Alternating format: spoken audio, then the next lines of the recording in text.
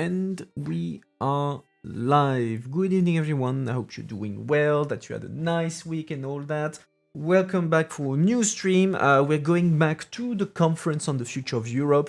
If you recall, a couple of months ago, I think, we made a stream where we looked at the online platform where everyone could make proposals to the Conference on Future of Europe. We discussed that at length, and now we will discuss, still on the Conference on Future of Europe, but something more official, let's say. So, for the past year, as part of the Conference on Future of Europe, so this big EU-wide consultation exercise that the EU is doing to know what citizens and think about Europe, where Europe should be going, etc., etc. Hey, little mystery. 800 citizens were selected at randoms and put into panels to discuss specific themes and make recommendation in consultation with experts, etc., etc. So tonight we're gonna have a look at and discuss the proposal that each of these panels came up with. So first. So here I'm on the website, the official website of the Conference of Future of Europe. So first, what are those citizens panels? So like I mentioned, it's 4 different panels, each with 200 citizens chosen at random, even if it's supposed to reflect the diversity of the EU. So you have a diversity of geographic origin, whether of nationality or urban and rural area, gender, age, socioeconomic, etc., etc. You have parity, 1 female, 1 citizen per member states in each panel, and you have a big priority give to youth, since a third of each panel is composed of young people, so people between 16 and 25. So they represent a big part, actually, of the citizens panel. And so the 4 themes, 4 panels that exist are: 1, more economy, so stronger economy, social justice, job, education, culture, sport, and digital transformation. Second one on EU democracy, values, rights, rule of law and security. Third one on climate change, environment and health. And the final one on EU in the world and migration. So each of these, so first you can see the panels, and now I will take you to so this is the panels guide, like at the beginning of the panels, they gave that to people, and it's actually quite useful because it explains pretty well the system. So, what's the idea? We put 200 citizens in those panels. What are they supposed to do? They're not supposed to just give whatever they think about something. They're supposed to have a deliberation and collectively reach a consensus on each of the recommendations they are making. And for that, they're helped by resources and experts on the topics that they're supposed to discuss, and they choose to discuss. And so that way they acquire knowledge to make their proposal. It's not like a discussion, oh well, that sounds good, let's just do this. At the end of the whole thing, so the panel adopts its recommendation. So it's not there was a bunch of proposals that are made. They then adapt it. They adapt it and they adopt it, and they can reject some proposals. So from time to time, the panels, people were coming up with sorry, I'm choking myself. They were coming up with recommendations, and those recommendations were rejected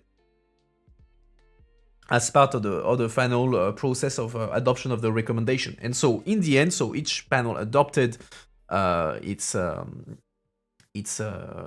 recommendation, and so these recommendations are sent to what is called the plenary of the conference of the on the future of Europe, which is like a mix of citizens, MEPs, representatives from member states, from institutions, etc. So it's an overall picture of the institutions and citizens. And so each panel sends 20 representatives to the conference plenary to then discuss the recommendation and then decide what to do with them. And so after that, the plenary sends to the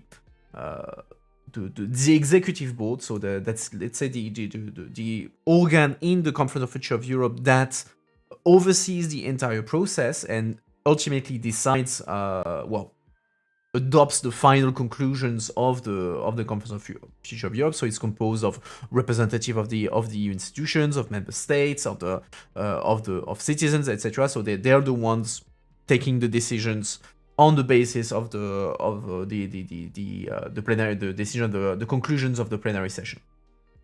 And so those are the ones who will at the end say, well, this is what the Conference of Future of Europe came up with, and that's how they're doing things. Like at the end, on the basis of the recommendations from the plenary, the executive board, so again, representative of the EU institutions, will see, okay, on these proposals, how could we deal with them? It's in the proposals that the recommendation that can be made, it can be like very concrete things, like the EU should adopt this decision, or it can be more of a general direction. It should like, okay, the EU should be thinking about getting more independent towards this, or working towards this, like something a bit more general. And so the executive board is then looking at all this and say, okay, concretely, this is what the EU could do, that they can't do because the EU doesn't have competence, that sort of thing. So they are a bit going through all the conclusions and trying to put them in a way that the EU is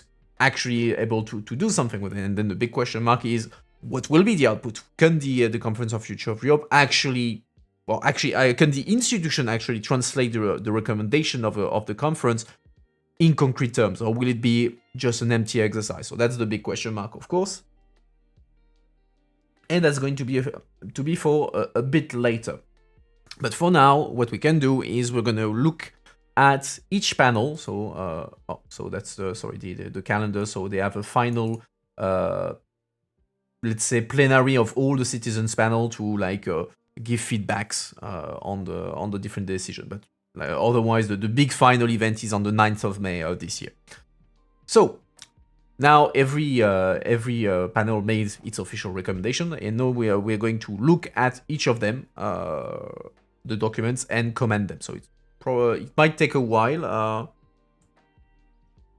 I haven't looked at them before, so I will discover them like you, and we will discuss them, what we think about it. Is it doable? Is it not doable? What do we think about it? That sort of things. Bearing in mind that all these things, there was a process behind it, and it's not something that citizens came up with in a 5 minutes discussion. It took a lot more time with working groups and etc. and a lot of experts coming up to help citizens, or at least give expertise and information to the citizens.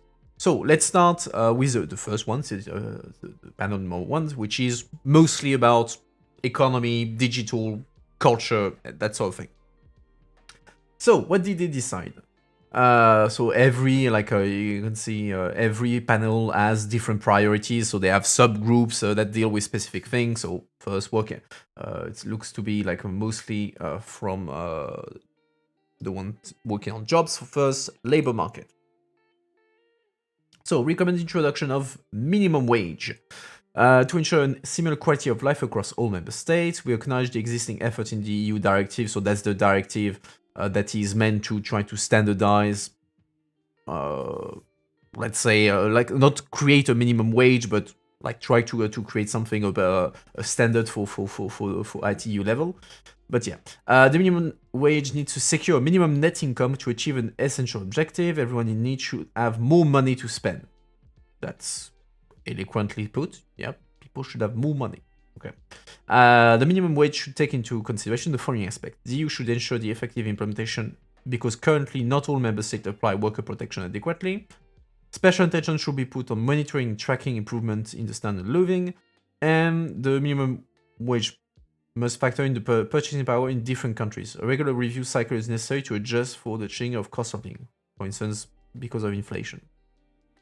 We recommend this because the minimum wage enhances social justice in the labor market and improves concrete living conditions of employees in all member states. This is especially important in context of fast-changing environments like digitalization. Okay, so they want a minimum wage. I guess that the EU did not wait for. Oh, sorry. Yeah. Because I have I have it a bit smaller to leave the chat box. Some room to the chat box. Sorry. I need to get the habit of not looking at the page itself, but at what you see. So now you should see everything. Sorry, but thanks, Intermediary, for the heads up. But yeah, so yeah, they want to create minimum wage. Well, we've discussed that at length in the past during the news review. The minimum wage is one tough ask.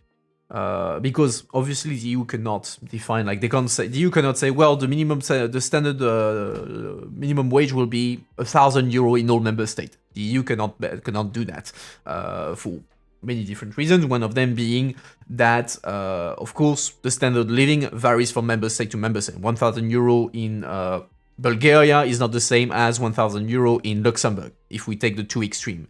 So rather, it should be more in a number of member states do not even have the concept of a legally defined minimum wage. Sometimes, like you could think, oh yeah, some Eastern countries do not have minimum wage, but other actually you can go the contrary. Like for instance, the Nordic countries, they don't have a legally defined minimum wage. They have a minimum wage, but that's a minimum wage that is defined through negotiation between the union. So you have the workers' union negotiating with the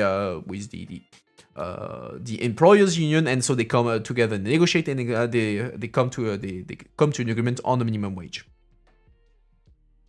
But it's not set by law. And because of these different things, there's actually a lot of resistance on that. The Nordics don't want the EU minimum wage because they don't want their system to be threatened by it, because they consider it works well. So why should they change it? And also they're afraid that any kind of EU minimum wage would pull down, would decrease the standard that they have in the Nordic countries. And on the eastern side, they also oppose it. Why? Because they have lower wages, and so they see that as a competitive advantage compared to the West, and so they see it as something that would threaten their economy if the EU and the West was to impose on them a minimum wage that is higher than it is currently. But yeah, at least they acknowledge that there is something being done there. But I mean, it's very vague. I mean, there needs to be a minimum wage. They don't say whether it has to be a set amount. They don't say whether it should be just the principle. So okay, it's very vague. Okay, moving on. Next one. There is already an EU regulation on working time directive. Okay. However, it is not sufficient to ensure a healthy work-life balance. As a first step, we recommend that the existing framework needs a review if it is adequate for the current circumstances. Okay. Secondly, the EU should establish a stricter monitoring mechanism to ensure implementation in all member states. Special attention needs to be paid to different sectors that have different level of stress and burden, both psychologically and physically.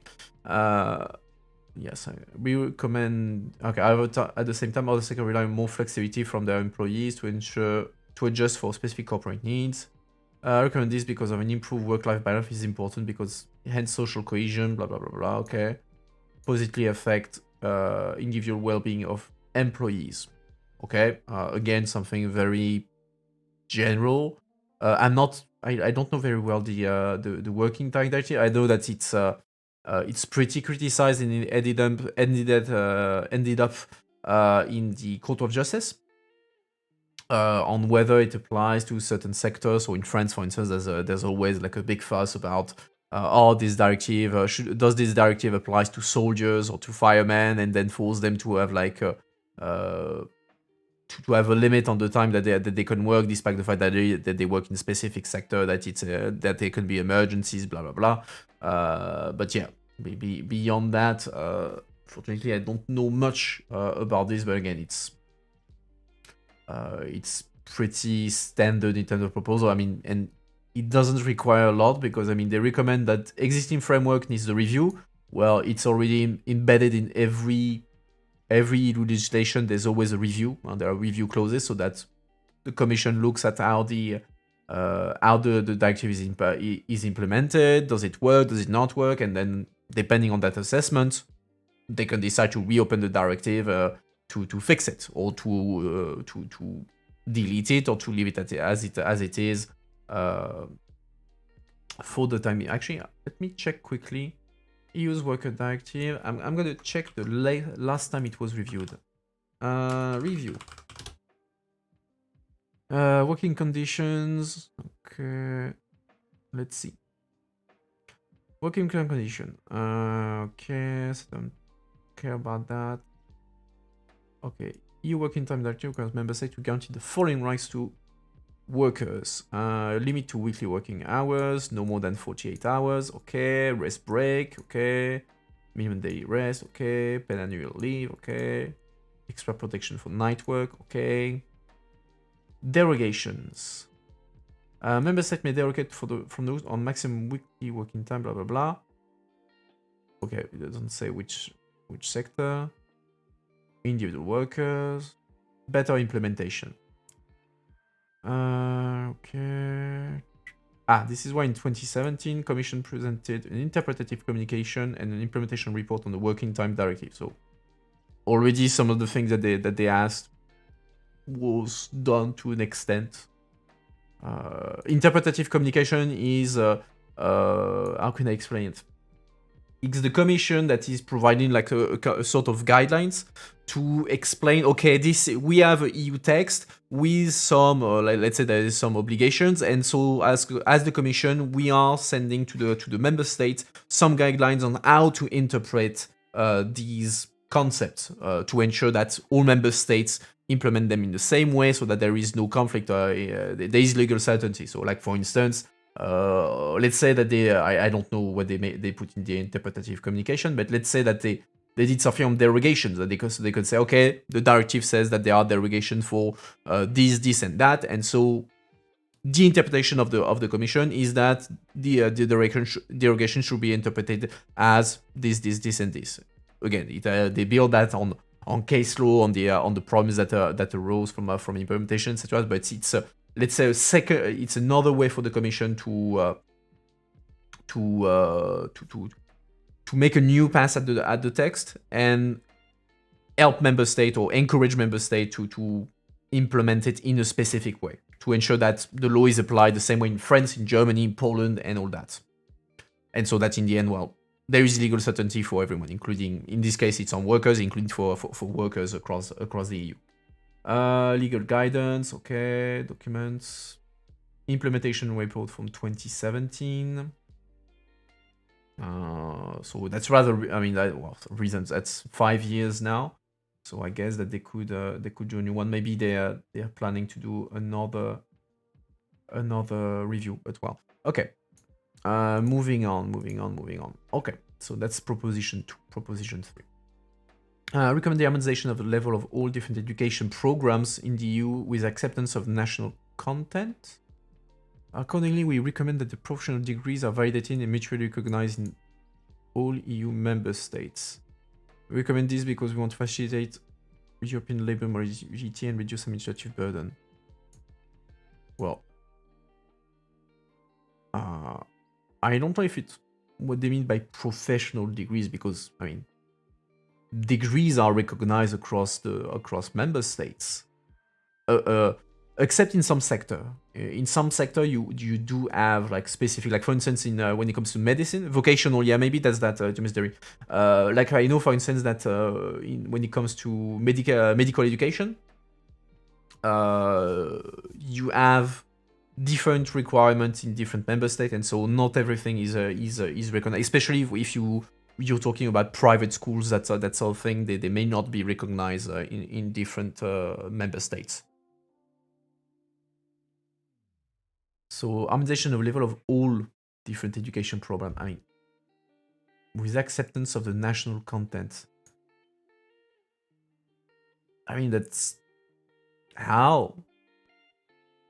I mean, what does it even mean? Harmonization of the level of all different education programs. What does that mean? That they are supposed to have the same level of requirements of.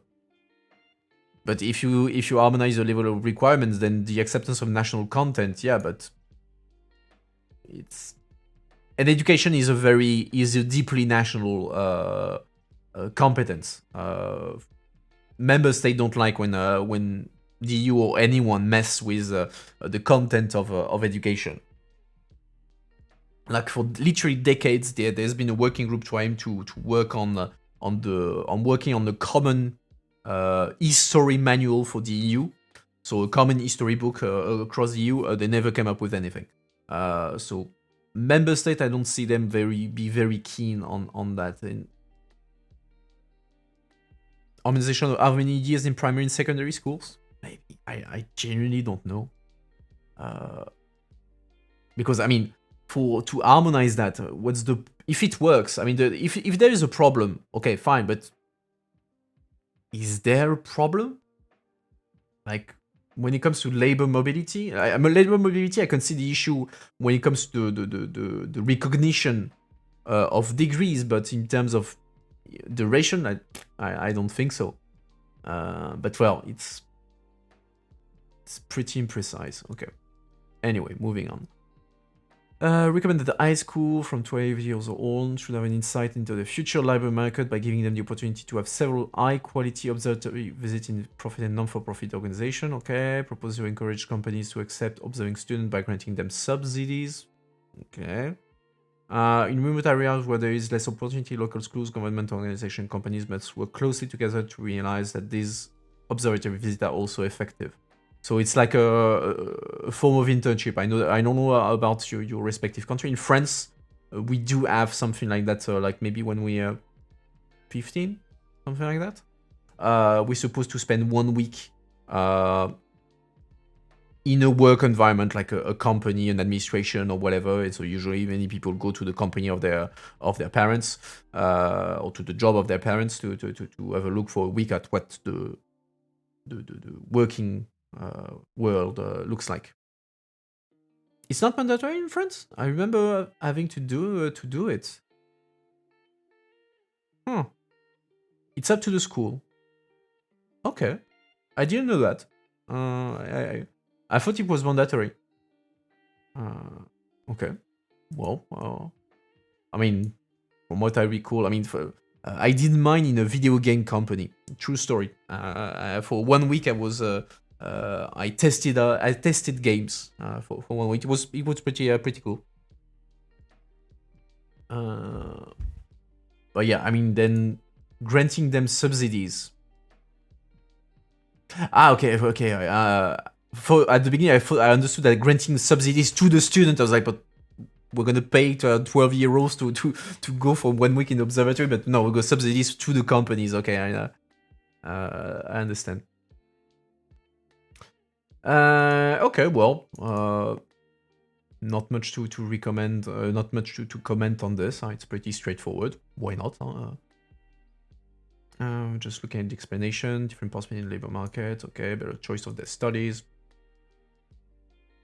Okay, well, no issue in that. Again, here I don't really see the EU aspect. I mean, sure that's good. I mean, I don't have a problem with that, but what is the EU role in that? I mean, sure. I mean, yeah, I don't see what the EU is doing in this. Anyway, okay, moving on. Recommend that practicing soft skills should be integrated in all courses in curriculum of schools. Soft skills, we mean listening to each other. Oh, that's deep. That's beautiful. We should listen to each other.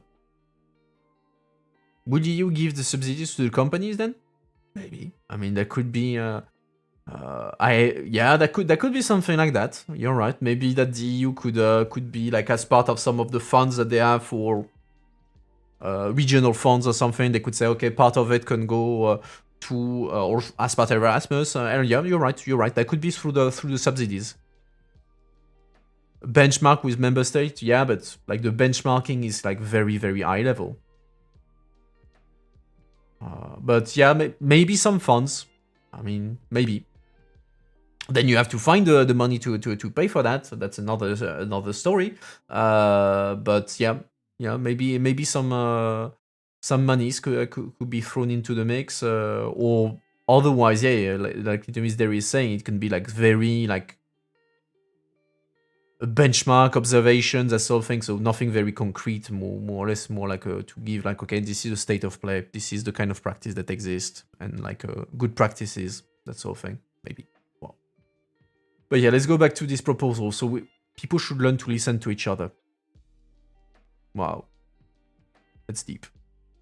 Resilience, understanding, respect, appreciation for other, critical thinking, self-study, remaining curious. Teachers should be trained in the transmission of these skills by collaborating closely with social workers and/or psychologists. Organize exchange program for students between schools. Organize program in okay. That I can see where the EU can play a role. Fine. Organize exchange program for students. Well, that's I need to make the sound less because the notification, the alert scared me. So thanks, Marcone, for the follow.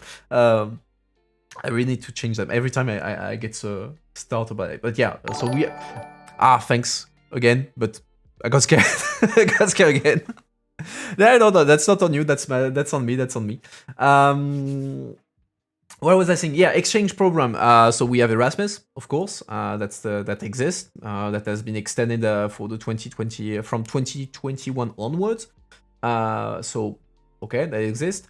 Organized participation in sport and cultural event cross schools. I think there are some things in this that are included partly into Erasmus, and also some you have specific programs like Europe for Citizens. At least that's the name. I know that was the name under the previous budget, but there is something like that allows like to fund or co-fund this kind of projects.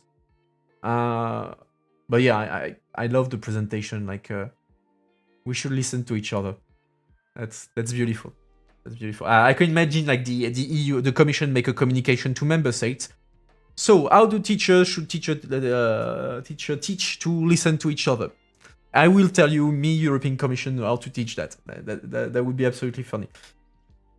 Anyway, but why do we recommend that? Basic skills are needed. Blah, blah, blah. Overcome mental issues. Okay, so pretty basic stuff. Okay, we recommend that in the case of serious crisis, health crisis, wink wink, war, wink wink, well-prepared pen with detailed scenario are ready to deploy in a flexible way to minimize the impact on our youngsters in their studies, vocational training, mental well-being, etc. By an impact, we mean higher cost of studying or training, prolongation of studies, internship that could not be carried out, increase of mental health problem. The scripts. Okay, okay, the scripts, why not? Have to be rolled out to minimize the impact of youngsters and the transition to the labor market. Okay, that's fine. That's fine. If you get into university by September, you wonder if you should do Erasmus. Finland, Austria, and Slovenia seems like nice ideas. Iceland too, cause EEA. Well, it depends. I mean, it depends on in what field you will do your studies. It depends also the partnership of your university, because of course you have Erasmus, but not all universities are linked with like the thousands of other universities in the EU and beyond, because Erasmus is open beyond the EU. It depends on the language you want to do it in, etc. So for instance, like if I remember when I did my Erasmus, so I wanted to, you could do it in English, you could do it in Spanish, in German. So of course, depending on that, you have different destination. But for English, the places were there were 3 universities in the UK and 1 university in Czech Republic, if I remember correctly. I applied to the Czech Republic. I applied to all, but I wanted the one in Czech Republic because I was like, oh yeah, cool, Erasmus in Czech Republic. That's gonna be cheap drinks. That's gonna be fun. In the end, I ended up in Scotland, which was great. No regrets. Go Scotland. But yeah, it depends. The Erasmus where you will go will depend of university. Will depend of the studies you're doing, that sort of thing. But you will have cheap drinks too. Yeah, but I mean, still, compared to Czech Republic, I think that the drinks in Scotland were a bit more expensive than in Czech Republic. But yeah, going back to the proposal, yeah, great. Have it. The EU is working on specific scenarios in case of serious crisis, that's for sure. But then, yeah, okay, on that, I would say that this is the first maybe the first one where I could see a definite like EU added value. Definitely. And members say being okay with it and say, okay, yeah, we need to do something to. You don't necessarily need legislation, but you need to work or coordinate and that sort of thing. So, okay, I'm completely down for it. Okay, seventh. So now digitalization of work at work. Recommend that the EU introduce or reinforce existing legislation that regulates so-called smart working, so working online and remotely. I've never heard of that before. You can work remotely. Home office from another location connected online. Okay, further we recommend that the EU legislate to incentivize companies to be socially responsible and keep high-quality smart working jobs within the EU. Okay, why not? Incentive can be financial and or reputational and should take into account existing international recognized ESGs criteria. Okay, for this to happen, the EU should set up a working group composed of experts from all interested stakeholders to explore and strengthen such legislation. Okay. Does this is just take the X most popular proposition, or was it compiled by some committee? It was done by a committee. So let me go back there.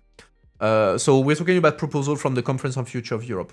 Within the Conference on Future of Europe, you had 4 panels, so these 4, each with a theme, and you had 200 citizens in each of these panels, and they worked for a year to make their recommendation, and like they were having a discussion, they were having debates, they had experts coming to help them to try to make their opinion, etc., and then they adopted their recommendation. And so what we're looking at now is the recommendation. So it's not like the other part of the Conference of Future of Europe, which is the online platform where everyone could make proposals and people would like, let's say, put a up or down on the proposal. This is like something that comes from a specific committee, and this is like the most important recommendation coming from these citizens within the process. So yeah, on this. So yeah, smart working, definitely something that will be looked at. Even the Commission itself is looking a lot into smart working. Like they're reducing by a shit ton the amount of working that they will do in office. Like I think I don't remember the exact number. Little Misery, maybe you'll be able to help me.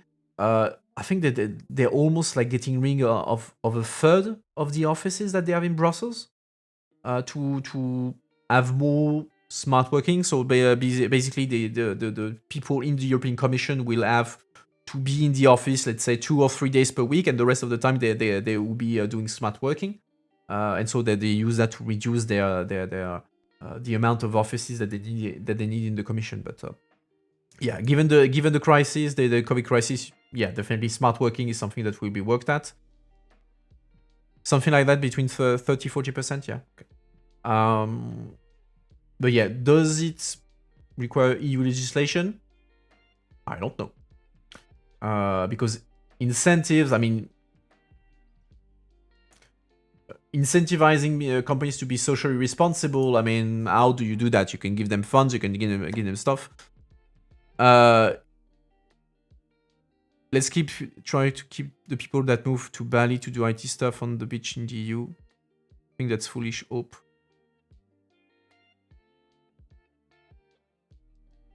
Yeah, okay. I think it's a bit more. It's more about delocalization, but yeah, you have the right idea. I don't know if it's. I wouldn't say it's necessarily a foolish hope, because in IT, if you take the example of IT, a bunch of the stuff that could be delocalized or done remotely was already being done. So it's not going to be a lot of novelty there. Okay, I think it. I really don't see what kind of legislation you could do. Like maybe through some funds again, but again, the funds, you need to finance it, you need to have the member states, etc., etc. Like reputational, I imagine that they will do some kind of label. But yeah, okay, why not? Okay. I recommend that the EU guarantees the right to digital training for all EU citizens. Okay. In particular, young people, digital skills should be boosted. Okay, there's already plenty of stuff being done by that. I mean, whenever you are in the in Parliament the Education Committee, it's all about that. Even if again the education is a national policy, so the EU cannot exactly do a ton. Current specific training at EU level to retrain upskill workers to remain competitive in the job market. Again, there's some things that already exist. Like for instance, I don't recall the exact name of the scheme, but there is a scheme in the EU, like a fund, a specific fund where I have the name in French, but not the name in English. Basically, when you have Leonardo, yeah, it could be one of those programs, but you have a different fund is where you have a company that is closing for economic reasons because it's not sustainable anymore to have the company open anymore. The EU has specific funds where they give money to the workers that are losing their job to help them find a new job, and a big part of the fund that they get is about training. They can use this money to go to training to upscale, to train, etc., and so beef their skills and help them to find a job. So that's something that exists already at EU level. It's a fund that member states can apply to help workers that are losing their job in specific companies. Okay, more awareness about existing digital platforms that connect people to employers and help them find jobs in the EU. EURES, okay, EURES is a EU platform that does exactly that. Okay, pretty standard, nothing to mention there.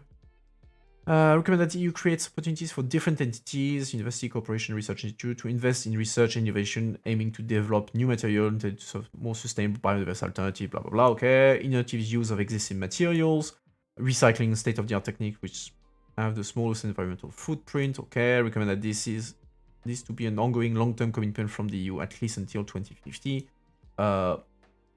Yeah, invest in research and innovation. Yeah, you have an entire research program that is dedicated to that, with literally billions going into it. So I guess they want more money for research. Fine, with specific strands on let's say sustainable economy. Let's go it like that. We live on a planet with finite resources. Okay.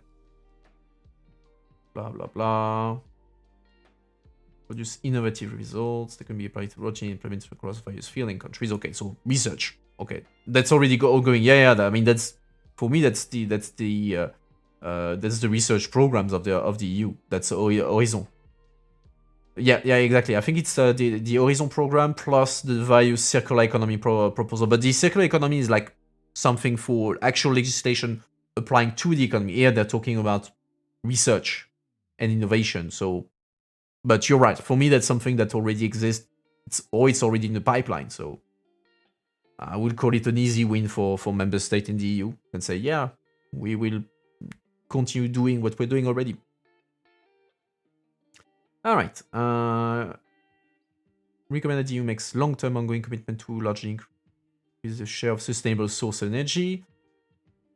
Germany, using a diverse range of renewable sources that have the lowest environmental footprint based on holistic life cycle assessment. Furthermore, the EU should invest in improving and maintaining the quality of electrical infrastructure, the electric grid, blah, blah, blah. Okay, so more renewable energy. Very topical debate with the war in Ukraine. Yeah, I mean, we diversify energy sources. We already have the plans to. I think to have a back calf. I don't know why. I have some calf. I don't know. I should take some medicine maybe. What was I saying? So yeah, I mean on this there is already legislation saying that the EU should reduce by 50%. 50% its energy footprint by 2030 and carbon neutral by 2050. But I'm not sure about the 50%. I don't remember if it's 50 or 60, but something like that. interesting that nuclear isn't mentioned. Well, yeah, like Little Miss Derry is saying, yeah, we're talking about sustainable energies, and there is definitely an argument about nuclear, but yeah, here it's purely like renewable energies. So yeah, normal that you don't mention nuclear, but I would expect that there was like some big discussion on nuclear within this, for sure. Definitely. Would lower electricity costs for citizens, create job and researcher energy market. Yeah, well, it's a long-term perspective, so that's fine. Quality of electric infrastructure and electric grid is as important as energy resources. They are perfectly right. So okay, it's basically invest in sustainable energy. Again, something that is already in the pipeline, even if some are making it a bit difficult. Germany. But yeah, so something that we indeed is in the pipeline. They like you said, they are putting aside a bit the question of nuclear, biofuel, etc., etc. But I expect that. I don't know if they have something specific on nuclear, because I mean, I would be very, very disappointed if there was nothing specific on nuclear in this, for or against. Because I mean, saying nothing on nuclear, that's pretty odd. Or that means that they really, really were extremely divided within the panels on that. Anyway, we recommend that the EU actively promotes greener production processes. Subsidy, okay, more money. Rewarding companies that invest in lowering environmental costs of their production, okay. Furthermore, we require effort to recultivate post-industrial sites and establish a protected green zone around existing sites. Companies should be required to finance this effort, at least in part, from their own pocket. I'm sure companies will appreciate. So, some things to unpack in there. So we have something about recultivate post-industrial sites. Okay. I don't know what they mean by recultivation, like transforming, like making it greener, making food crops there, crops there. I don't know. Establishing protected green zones around existing sites. I mean, the EU does have the biggest protected zones in the world.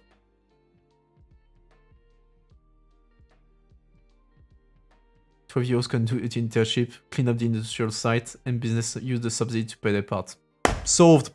Perfect. We've you should have been on the panel. give us the job. We'd have done it. But yeah, I like the company should be required to finance this effort, at least in part from their own pocket. That's funny. that's the little dig, like the gratuitous little digs how you have to pay. It's the in French we say pollueur-payeur principle.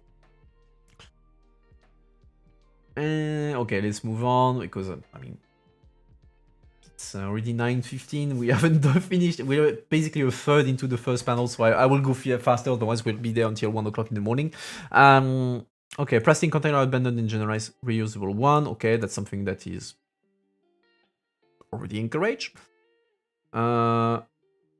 Incentive consumers to. So we will be now expected to buy goods in bulk. Okay, en vrac, so in Italian. Okay, I guess. Why not? As opposed to package one. Okay. Transition should have fiscal benefits. Okay. Product can't be reused, must be recyclable or biodegradable. Okay. Oversight, educate and communicate about this action, blah blah blah. Companies should be encouraged. Find the best solutions with their waste. Okay. They talk about subsidizing and then pay from their own pocket. Yeah, the single plastic regulation indeed has been out for a few years, so that's already a first step, and then they are doing more things around plastic as part of the circular economy kind of initiative. But again, it's why not? I mean, sure, the EU can do stuff on this front, but sounds like things that are in the pipelines or already done. Recommend having the same fiscal rules in Europe and harmonizing fiscal policy across all the EU. Netherlands. Really bad cough. Tax harmonization should allow leeway for individual member states to set their own tax rules, but still prevent tax evasion and harmful fiscal practice in tax competitions. Okay, commercial transaction location where they occur. Okay, company sales in the country they should pay tax in this particular country. Okay, that's exactly this. These new rules would aim to prevent delocalization and ensure that the transaction and production take place between European countries. Good fucking luck. Because like harmonizing the fiscal rules, yeah, I mean that's one of the few. It's one of the remaining policy where you need unanimity, and so of course you have Luxembourg, Ireland, Netherlands, some of the Baltic states. Well, not happy at all of any kind of harmonization on that because they do have their own like, well, let's say things they are de facto tax havens. Let's say things as they are. But yeah, good fucking luck on that one. Even if they're right, but good fucking luck on that. The only thing that is already so on there was something there. Okay, this part, that's one of the reasons why there was this OECD deal on taxation of big tech and etc. So that there is now some form of global deal on that, at least for the biggest companies in the world. So that's the explanation. And ensure that transaction and production takes place between European countries. Yeah, I don't really see what they mean by that. I don't really see, and I don't see really how it prevents delocalization. Maybe not even within a member state, because usually they will just put their HQ there and then they work in the different members. I don't really understand the thing. Yeah, whatever. But yeah, good one, but good luck. Okay, I recommend getting rid of a system of planned obsolescence of all electronic device. I mean, they're saying that as if it was the EU doing that, but I mean they're right on the problem of planned obsolescence. So the planned obsolescence is the idea that you have companies that make products and with it, they are planning that designing the product to fail after some time, to become obsolete, so to force, so to say, the consumer to then buy a new one. And so there's a lot of backlash against this over the years for consumer protection, but also now more and more because of environmental concerns. But yeah, I mean it's company policy. It's not the EU that decides that. So yeah, you can make legislation. I know that the EU, the Parliament is very big on that. I seem to remember that the Commission made declaration on this earlier this year, but I'm not entirely sure. But at least in the Parliament, I know that they're pretty big on the planned obsolescence thing. Okay, change should happen in individual and commercial level. Okay, whatever.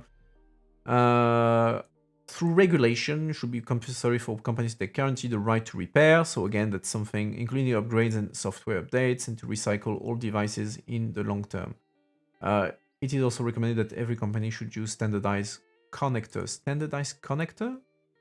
I don't know what they mean by standardized connector. Like the EU charger, maybe? That's what they mean? Maybe, I don't know. For which there is already an initiative right now in the Parliament. The right to repair is something that Apple will not be happy about. On the phone, yeah, but like, is the EU charger initiative? No? Anyway, but yeah, right to repair, big fight on this. Apple is going to be fighting hard against that. The right to repair is basically the idea that you don't currently, let's say you have an iPhone, if it's broken, if you take it to a non-Apple kind of shop to repair it, you will lose the warranties, the etc. But also the let's say the company that the shop that did the repair could be sued by Apple because they're using the they're likely using non-approved parts to change it. They don't necessarily have the license, etc., etc. Wasn't I going to post an executive order forcing government institution to investigate the right to repair? It's possible. I know it made the news in the US indeed a few months ago. There is some talk in the EU indeed, but yeah. You're right. There is something in the US for sure. In the EU, I think it's also part of the conversation. Okay, moving on. Helping everyone to learn about our environment and the connection to everyone in your health through education. Okay. Educational course will help everyone to define their own personal strategies to integrate these topics into their lives. Who the fuck wrote that?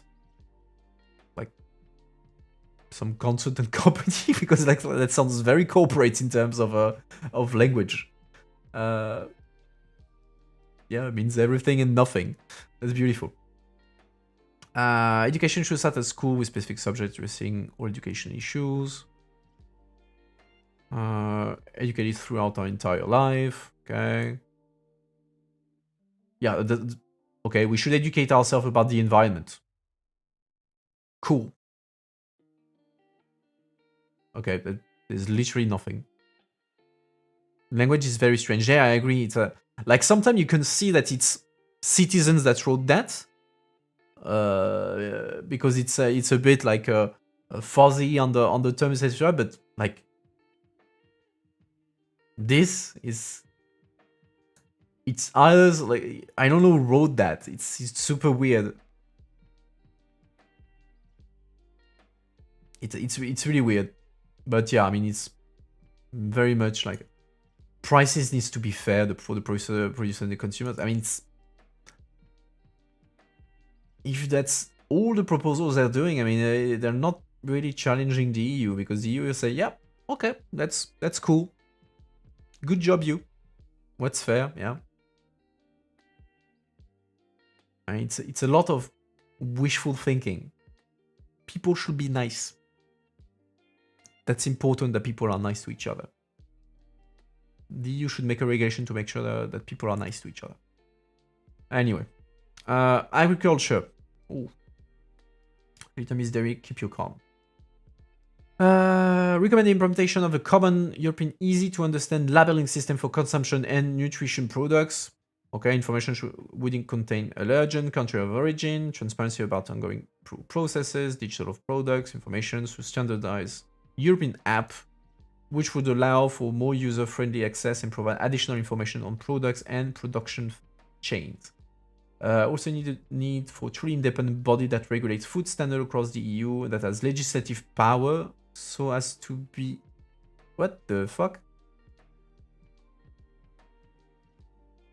Having legislative powers does not mean that you apply sanctions. That literally has nothing to do... I mean... No. Just no. That's so weird. I mean, that's the kind of thing that, like, they don't have like a lawyer or like a jurist linguist who is able to tell them, well, actually, that's no. If you have legislative power, means that you have the right to make law. So you're parliament. You don't apply sanctions. Like, it's regulatory power, maybe, but it's not legislative power. And a truly independent body, I mean, they mean an agency, something, an independent authority. But that's really weird. That's super weird. I mean, there's the labeling system. Okay, fine. There is something. There are initiatives about that, and there's a lot of debate about the Nutri-Score and all that. We had the occasion to discuss that in a French interview on agriculture. So the how you indicate what is good, what is not good in terms of a nutritional value and all that.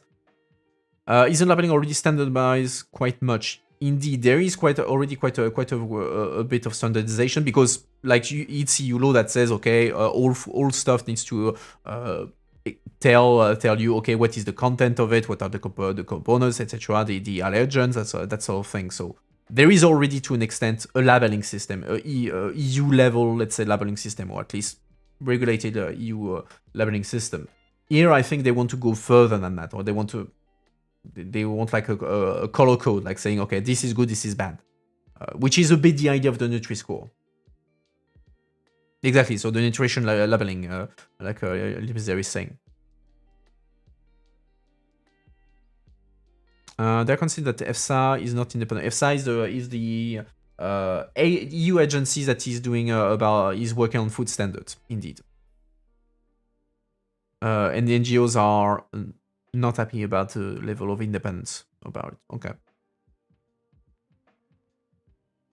But yeah, I mean, this I'm speechless. The legislative power of an agency to apply sanctions, that's beautiful. Oh, citizens.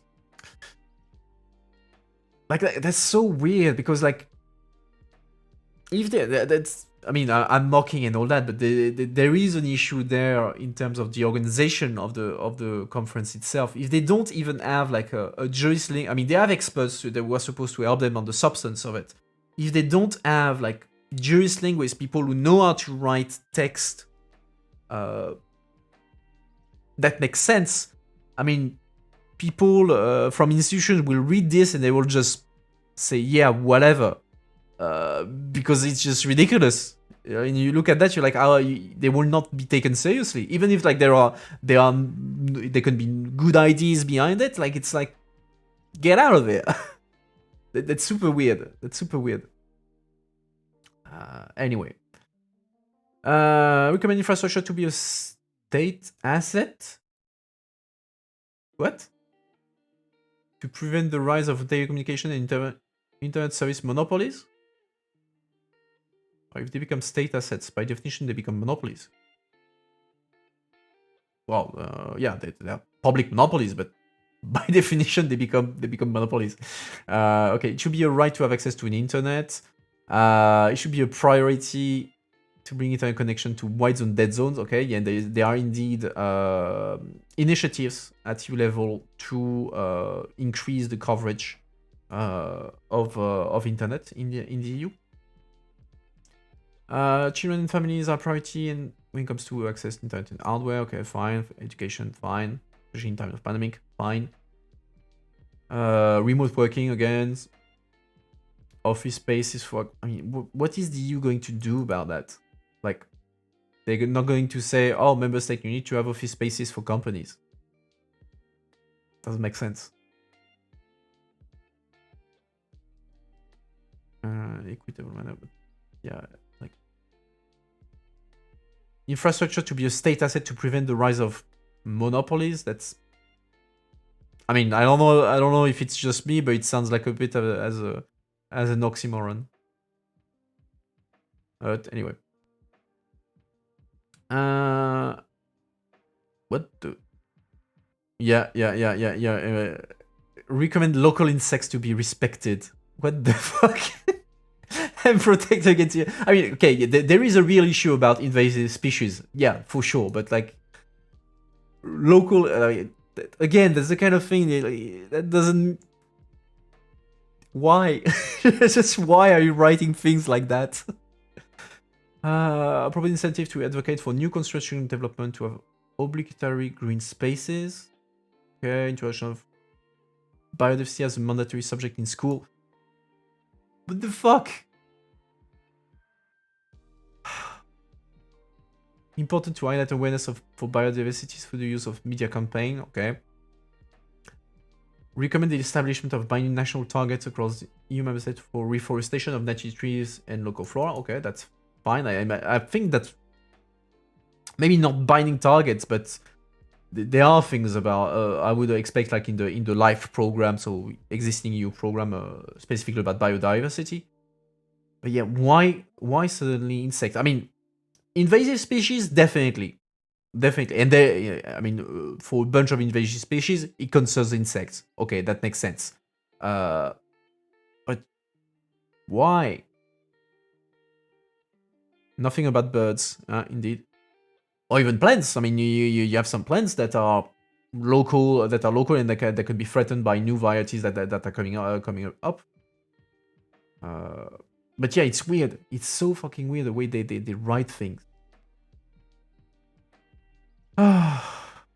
Recommend promoting social policies and equality of rights, including health, harmonized for the entire EU, which take into consideration agreed regulation and the minimum requirement throughout the territories. Good luck. Social policies, of course. Big national competence, of course.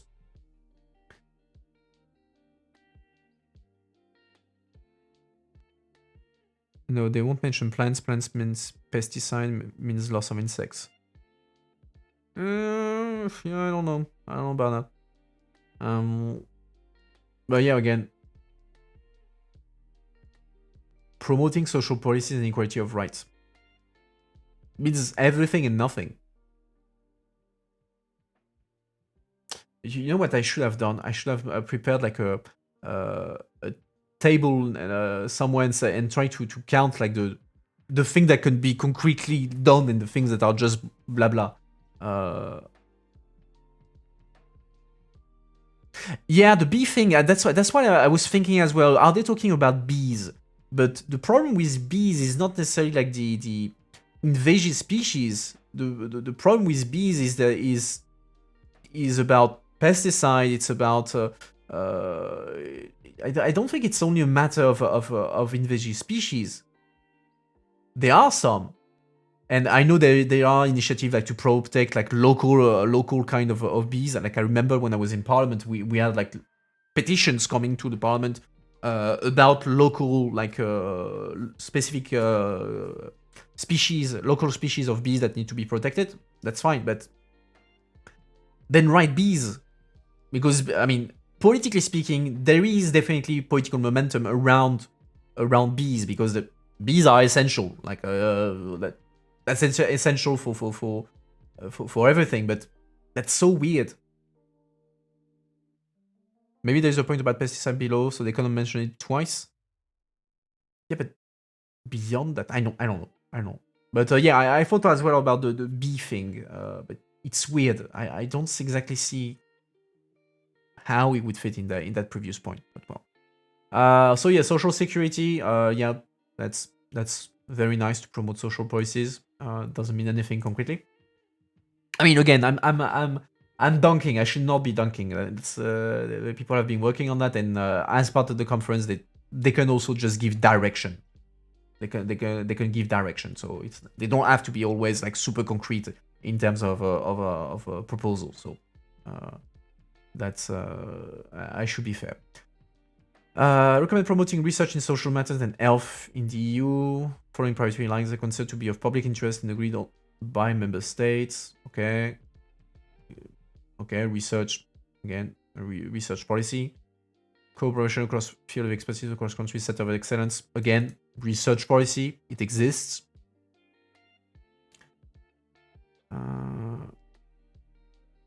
Looking at the explanation. Yeah, there's nothing more than that. Okay. Recommend the EU should have strong competence in social policies. Okay. Now we're touching to the treaties. To harmonize and I mean, they should have put that way above in the order of things. Establish minimum rules and pension benefits across the EU based on the thorough diagnosis. Okay, minimum pension needs to be above the poverty line of the country. Okay, retirement age should be differ based on categorization of profession with mentally and physically demanding. Yeah, okay. Same time, they should be guaranteed right to work. Okay, for their wish to continue working on a voluntary basis. I mean, there's a problem with this. There is things that are actionable, like stronger competence in social policies.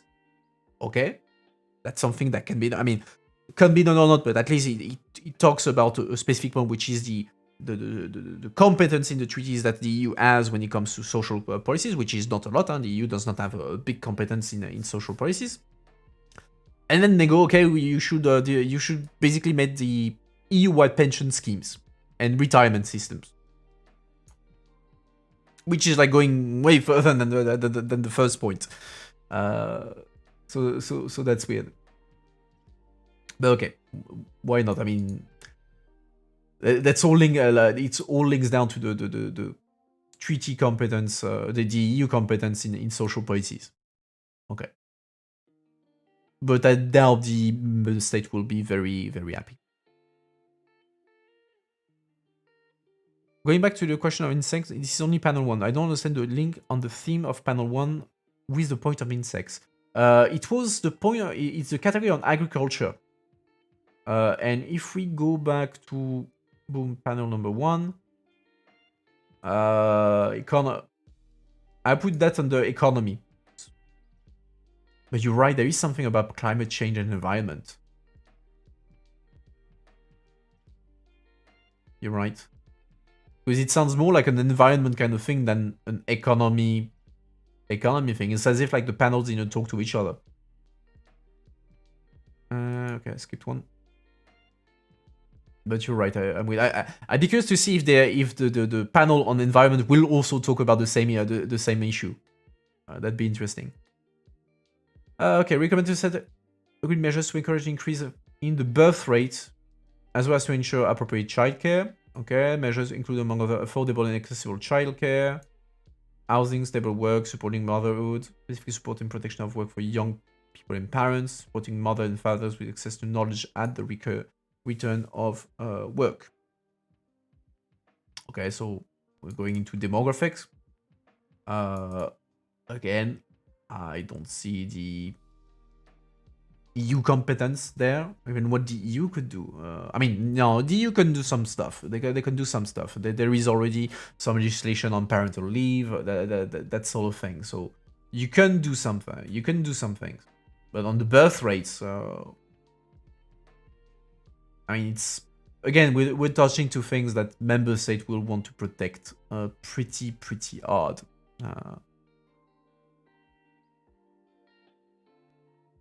I'm just checking a couple of things, sorry. Okay.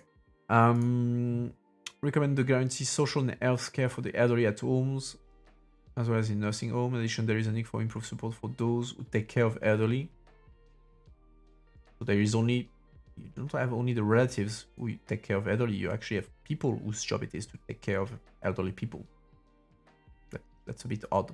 Coming this because life expectancy is increasing, okay.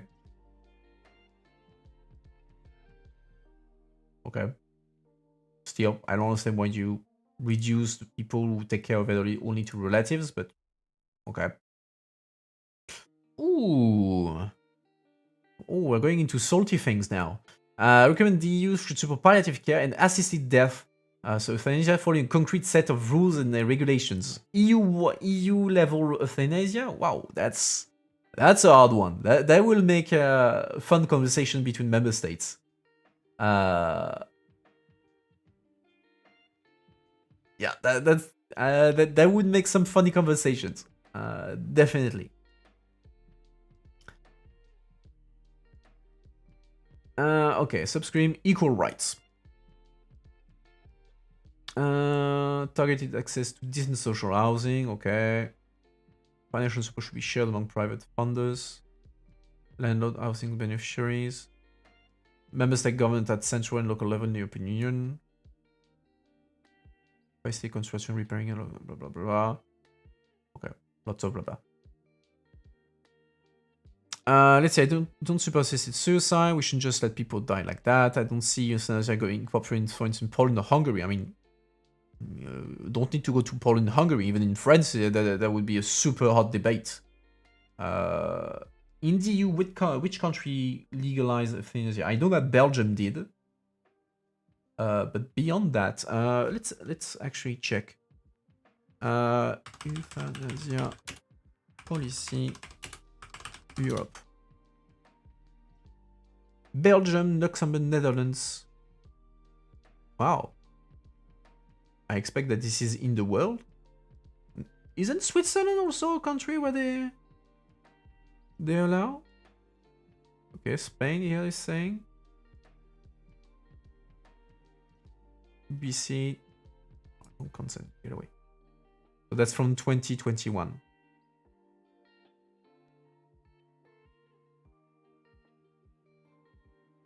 Okay.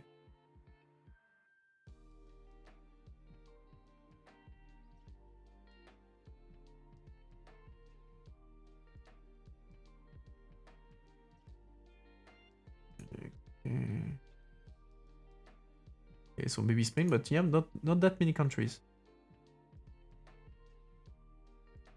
Germany apparently, according to Euronews there.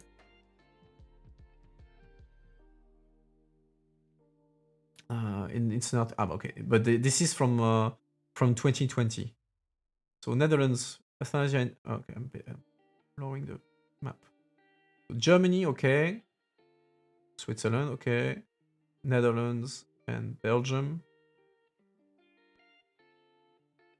And the rest is red.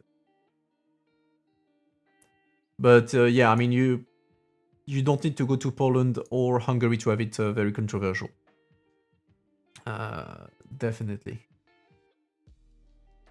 I mean, that would make for interesting debates in the parliament. That's for sure. But yeah, social housing, whatever. Nothing groundbreaking there. Recommend that the EU improve the regulation and uniform implementation of support measures for families with children in all member states. Increase the length of parental leave, childbirth, and childcare allowance. There are legislation on parental leave. That's for sure. Passive euthanasia is unplugging. I don't think so. Unplugging would be, I think, a form of. I mean, it depends. Unplugging could, I mean, not unplugging. Passive euthanasia could be like you stop alimenting the person. So you stop the alimentation. You can stop probably the assisted respiration. So which you could call that unplugging. Actually, let's passive euthanasia. Active and passive euthanasia. Up. That is because the medical professional either don't do something necessary to keep the patient alive. Okay. So life machine, feeding tube, life extending operation. Okay. Okie dokie. So yeah, parental leave, there is legislation on that. Childbirth and childcare allowances, I don't know. Recommend that the EU takes action to guarantee that all families enjoy equal family rights in all member states. Such rights include the right to marriage and adoption. I think there was like debates about that.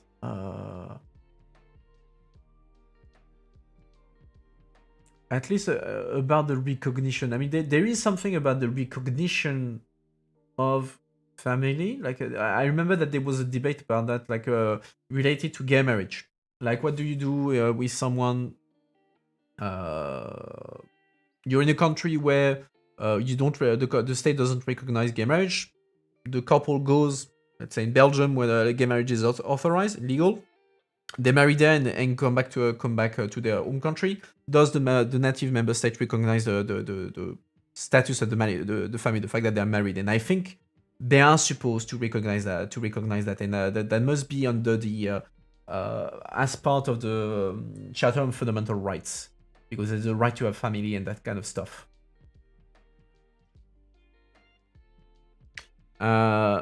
They're very vague on what they consider to be in family in the text. Oh yeah, I imagine that must have made. Although equal family rights in all member states, that's already a hint at where they're going with it. And the rights to marriage and adoption, again, I think this is a way to, in a way, it's subtle. It's a way to tackle, I think, LGBT rights without specifically mentioning them, because they know that in a number of member states it's possible to have LGBT marriage, adoption, that sort of thing, and so the issue is to have them de facto recognized everywhere. So I think for me it's a solid way to try to extend or at least have a mutual recognition. Even if beyond that you have other issues. For instance, on divorce, there's divorce and status of kids. There is a bunch of problems between member states. Like I know between France and Germany there was a lot of things like about the status of kids. What is considered as adult age?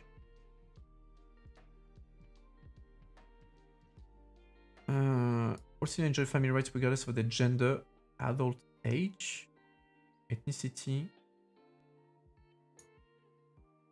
adult age. I mean, yeah, you're right. You're either an adult or you're not. I think that in all member states, 18 is the legal age when you consider an adult. Although,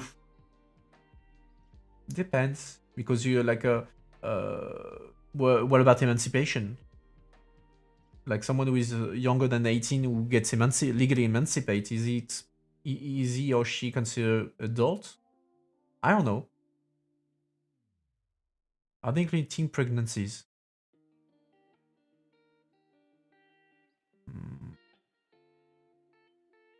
Yeah, but then they're not adults. That's weird. That's... I think it's like you're allowed to adopt at age 16 in one country that they are...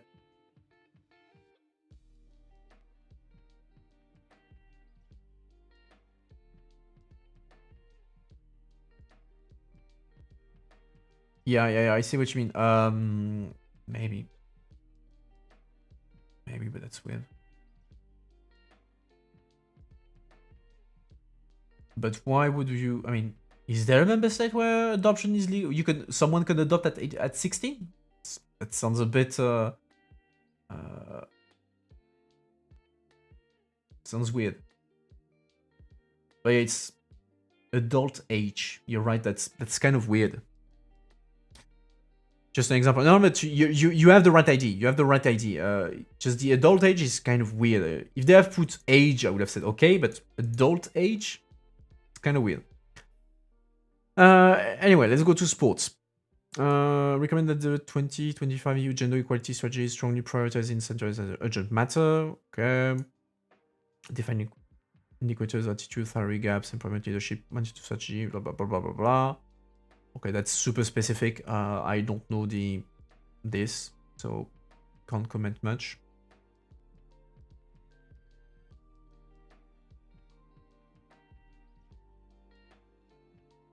Wait, what? Why is it there? Oh, they grouped this because I was just looking at the end. It was on access to sports. I was like, what does gender equality have to do with access to sports? Like, especially when it was like a gender equality and civil rights in general. But no, there's also fairness. They group the substreams together. Okay, that makes more sense. I was like, why?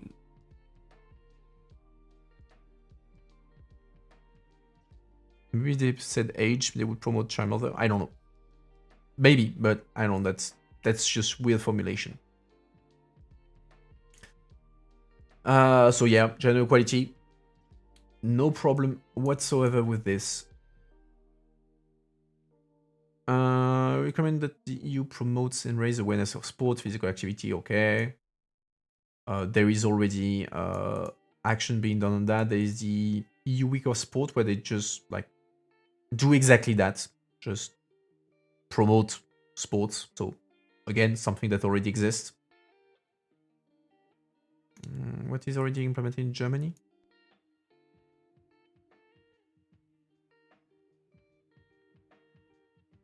Okay, whatever. Recommend that the EU should obligate every member state to have defined minimum wage. Well, didn't they recommend that like at the beginning?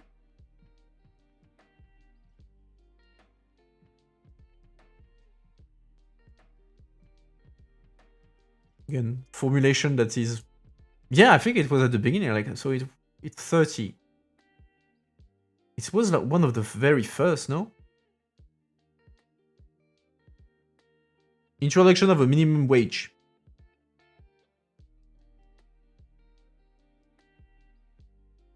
Why are they repeating themselves? It's so weird. Like, this one is a bit more hardcore than the other. The other is a bit more like a policy, let's say. This one you say we want a EU-wide minimum wage.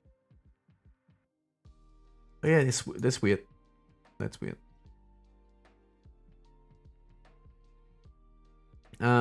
Again, this was somewhere else, like tax harmonization. Remember, say within the EU. Okay, that was there.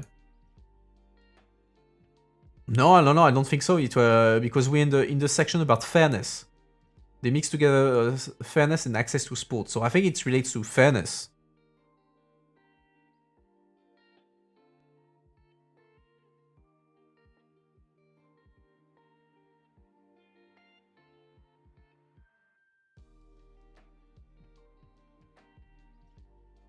That's weird.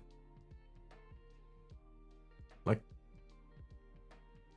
I think it's fair to ignore poor recommendations. I mean, I can imagine that the member state and the EU in the institution will be very happy to ignore a bunch of those. Definitely. Then again, I'd say it's not meant to be copy pasted by the EU, and clearly the way it's currently written, there are few recommendations that are, let's say, difficult for member states to reject, or at least to say, oh well, it's badly written. Bye.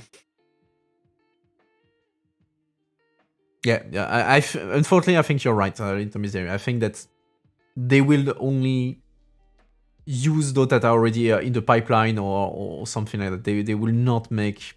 I mean, this is one of my criticism for the whole thing, but well, that's a topic for another time. We will see. We'll give a fair chance to the conference, and we'll judge it afterwards. But yeah, I'm not exactly... I haven't... I mean... I have never been the most optimistic about the whole process. Okay, promoting multilingualism from an early age, starting in kindergarten. Okay, fine. I don't know if it's doable to do that in kindergarten, but yeah, fine. Multilingualism, fine.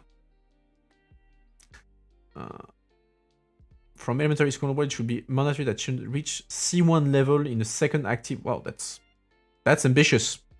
That's bloody ambitious.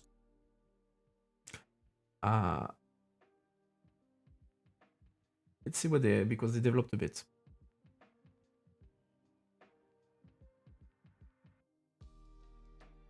Teachers will again have lots of things to do. Yeah, indeed. Blah blah blah. There needs to be dedicated programs exclusively to promote multilingualism. Okay, I think there is something already for that.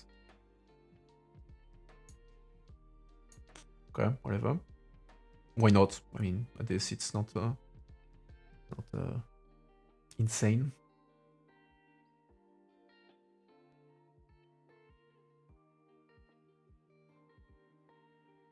Recommend that the EU raise more awareness about danger of internet and the digitalization for young people through the creation of a mandatory subject. Why?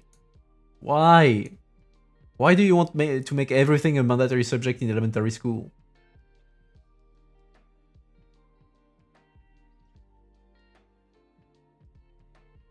Danger of internet should be more just to all people, the Facebook generation. Or I think for young people also, it would be a good thing to teach them about the danger of internet. But like making it a subject in elementary school, I mean, again, member state will tell you, yeah, no, we decide what we put in the in our school in our curriculum. I mean, there is already like a promotion and stuff, like awareness things that are being done, but like, yeah, no, you don't make kids. The EU will not say, oh well, member state must teach internet at school. Making technology more accessible to older generation by fostering program initiative. There's things that exist on that. Yeah, there's things that exist on that front. Guarantee the right to use digitalization for those who wish it and propose alternative for those who do not. What? What the hell does that mean? Guarantee the right to use digitalization.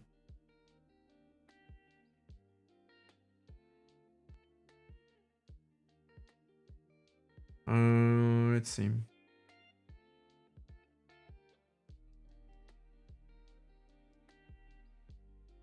Ah, okay. Not everyone has a smartphone or want one. Okay. This means citizens should be able to live their life without being obligated to. Okay, I can. Okay, I'm starting to see the point. Okay, I'm seeing the point.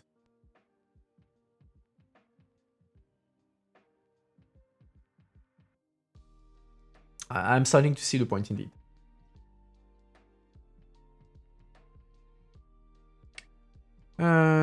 Cultural exchange, environment.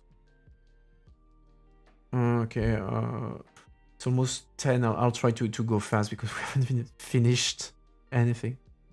There wasn't anything about sport. There was just things about promoting sport, and that was it. Recommend that you create a platform which teaching material about climate change, blah blah blah blah blah, will be made available for educational purpose. Platform which teaching material about climate change, sustainability, and environment issue will be made available for educational purpose. Information should be fact-based, checked by expert, tailored to every member state.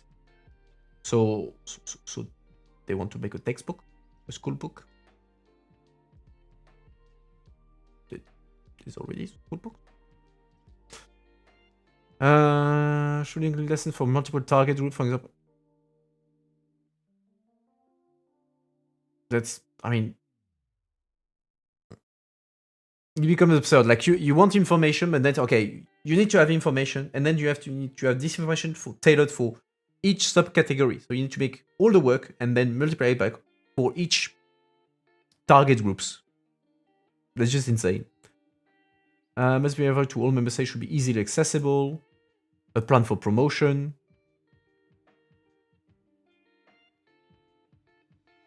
Could be made available together with funding program to support the usage of and implementation of the information on the platform. Funding should also provide support for field trips to show relevant life. It doesn't make sense.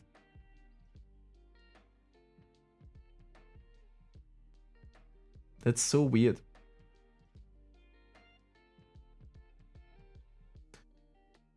Yeah, that's super weird. Recommend because people need access to fact-based information on how to address climate change, sustainability, and environmental issue. How to have fact-based information. Well, in principle, you're supposed to have the press. That's the job of the press. In principle, I insist.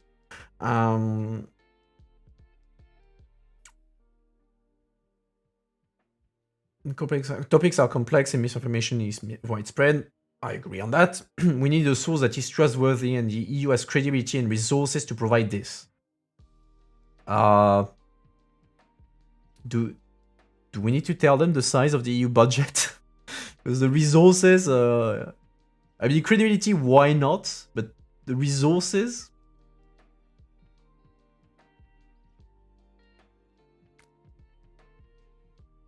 Be curious to see demographic breakdown of who participated in the panel, age, education, occupation. In terms of breakdown, according to the rules,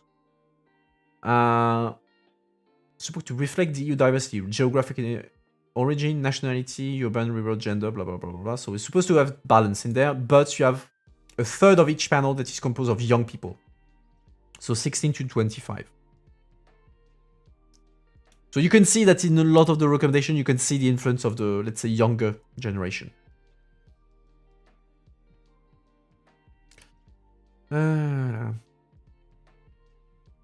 We recommend that the EU prioritize making exchange program accessible for all groups, age group, member states, level education, and people with different financial capabilities. and allow for exchange of internship of doing. Let's call it Erasmus. Yeah, that's. I mean, age groups, maybe. Although you have other exchange programs, not only for students. Responsible for initiating, mediating, and funding cultural and social exchange across the EU. Okay, they help. Imagine within Erasmus, Leonardo, yeah, Creative Europe. The EU must actively promote this initiative and target programs who are not okay. The Conference of Future of Europe is the perfect, in which people were randomly selected, is the perfect example of European exchange. We want more of this. Yeah. I'm gonna push the button for doubt.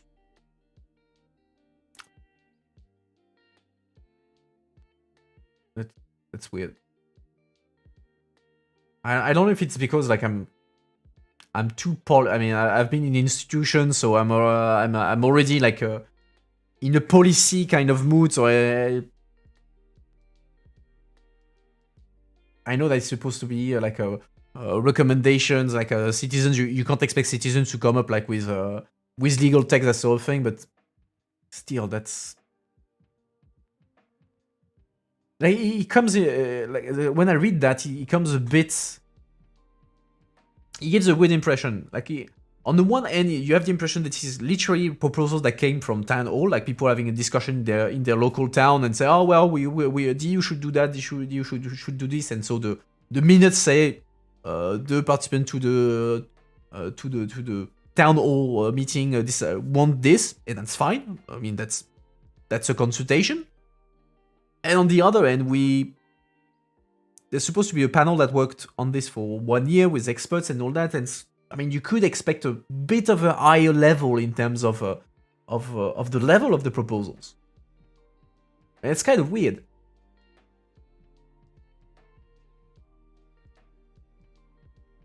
Because when you look at that, you could almost say, like, did they write that knowing already that there are programs that exist, and so basically they're just saying, oh, well, you should support these programs? Or were they tricked in a way by the commission and the representative of member state or whatever who was saying, oh well, yeah, you could propose that, knowing perfectly well that there are already things being done on this, and so that would be an easy win for the EU to say, oh well, you encourage us to do what we're already doing, so that's great for us. That's kind of weird. Because like literally for most of the things that we saw so far, it's either, oh great, you encourage us to do what we were already doing, you're asking us to do some things that member state will never agree to, or you encourage us to do some things that we don't understand because it makes no sense. So, kind of weird. Recommend that all member states agree to adopt certified minimum standard of education in core subject commencing in primary school. Should ensure that all citizens have equal access to the quality of education, ensuring fairness and equality. So difficult again because it's pure member state policy, and politically member state, if there's one thing member state don't want anyone to mess with is education, because education, well, you create your citizens, so depending on what you teach them or not, you're molding your citizens, so that's big political deal for countries. But there is, I mean, there is something genuine in there. Like indeed, you want education standards to have a level playing field, like we say in Brussels, like to be more or less equal. So okay, fine. It doesn't say anything. It doesn't make a concrete recommendation, but it says okay, this is something that needs to be done. Fine. We recommend that English is taught to certificate standard as a core subject in primary school across all member states to not facilitate and strengthen the ability of people to communicate effectively. In theory, as a French, I should start yelling at this and throw my computer out the window. Yes, exactly. I should send this to Quatremer. I don't know. Provide greater unity and equality. So yeah. I mean, it's the idea of a common European language. But yeah, that's as a joke. I will put it on Twitter or something, and I'll see if someone will bite. It would be useful though. True. I mean, it's useful to have the idea of it goes back to the idea of multilingualism. So except that here it goes. It's not really multilingualism because it's multilingualism, but only for English. So yeah, it's useful to have Europeans being able to speak, to understand each other, but does it have to be English? That's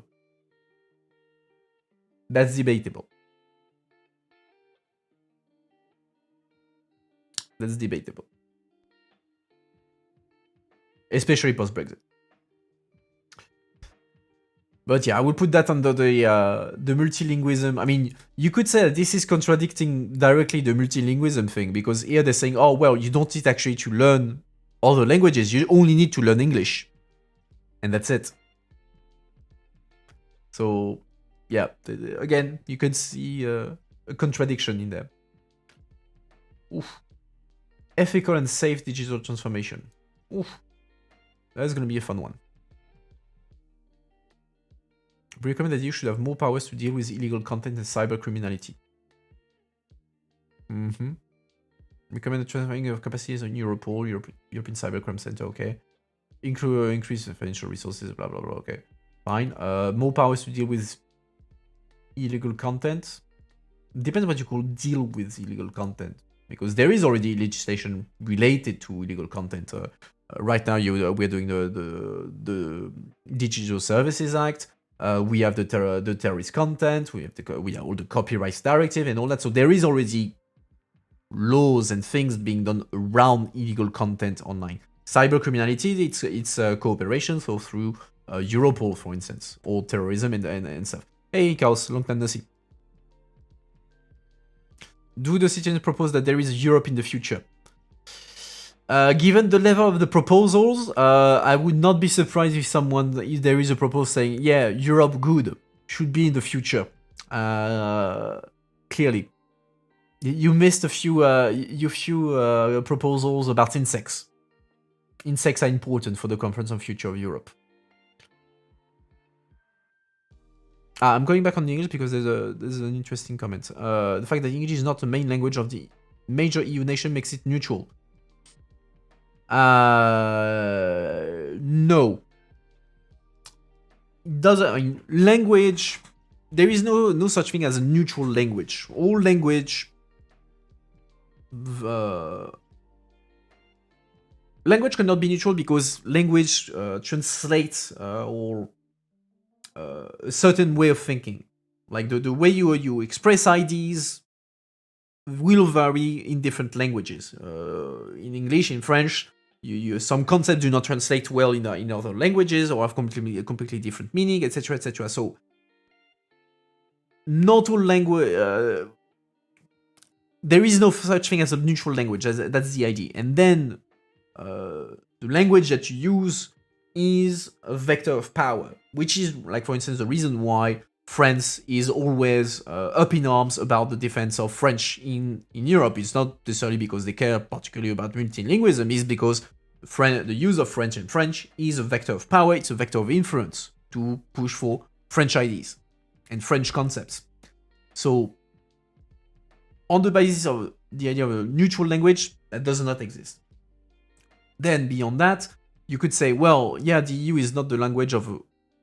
the English is not the language of the big EU member states, but you could say, well, is that noble? Because you could say, well, you could argue, well, it would make sense that the main EU languages should be languages from countries of the EU, not from countries outside the EU. So that's a bit weird for an institution for a regional space to use a language that is not the language of coming from his member states. That would be weird. That would just be weird. I mean, I hear the practical sense that that English is the de facto the common language, etc., etc. But I don't see it like as a neutral language or something like that. Yeah, French being French. I made an effort. I didn't throw my computer by the window. And I didn't call Quatremer. So, going back to illegal content and cybercriminality, Europol, okay. Ensuring punishment is similar in similar ways in each country. So harmonization of penal law. That's a big one. But okay, why not? Ensuring that enforcement should be quick and effective. Okay. Guarantee to freedom of internet. Okay. Ensuring the discrimination. Blah blah blah blah. We support the idea of having a European public body. Okay. We don't want to leave the regulation of online platforms solely to private companies. Okay. Online platforms have to take responsibility for the content that is distributed. But we want to make sure that their interests do not come first. Which is the contrary of what you just said, but... Okay, but fine, I see what you mean. Regulation of content and the prosecution of those responsible must be effective and swift, so that it also acts a deterrent effect on the criminals. Oh. Okay, fine. No, not much comment on this. I mean, I don't see... Ikaos, you see that the same way I'm seeing it. Citizen proposing upload filters. Yeah, exactly. I mean, not necessarily upload filters, but indeed, like, it's not the typical wording that you would expect from a citizen panel. That's interesting. Like, just the idea that, like, for instance, online platforms should have to take responsibility for the content that they distribute. Definitely not something that you usually hear from cities. I mean, lobbies supposed to be representing citizens, etc., etc. But yeah, okay, interesting one. Recommend that the EU should invest in high quality and innovative digital infrastructure. 5G being developed in Europe. In order to ensure Europe's autonomy and prevent dependence on other countries or private companies. So yeah, clearly a reference to 5G, of course, and the old troubles with Huawei. So whether Huawei should be banned from providing 5G services in the EU. EU should also pay attention to investment in underdeveloped region of the EU. What does it have to do with the previous sentence?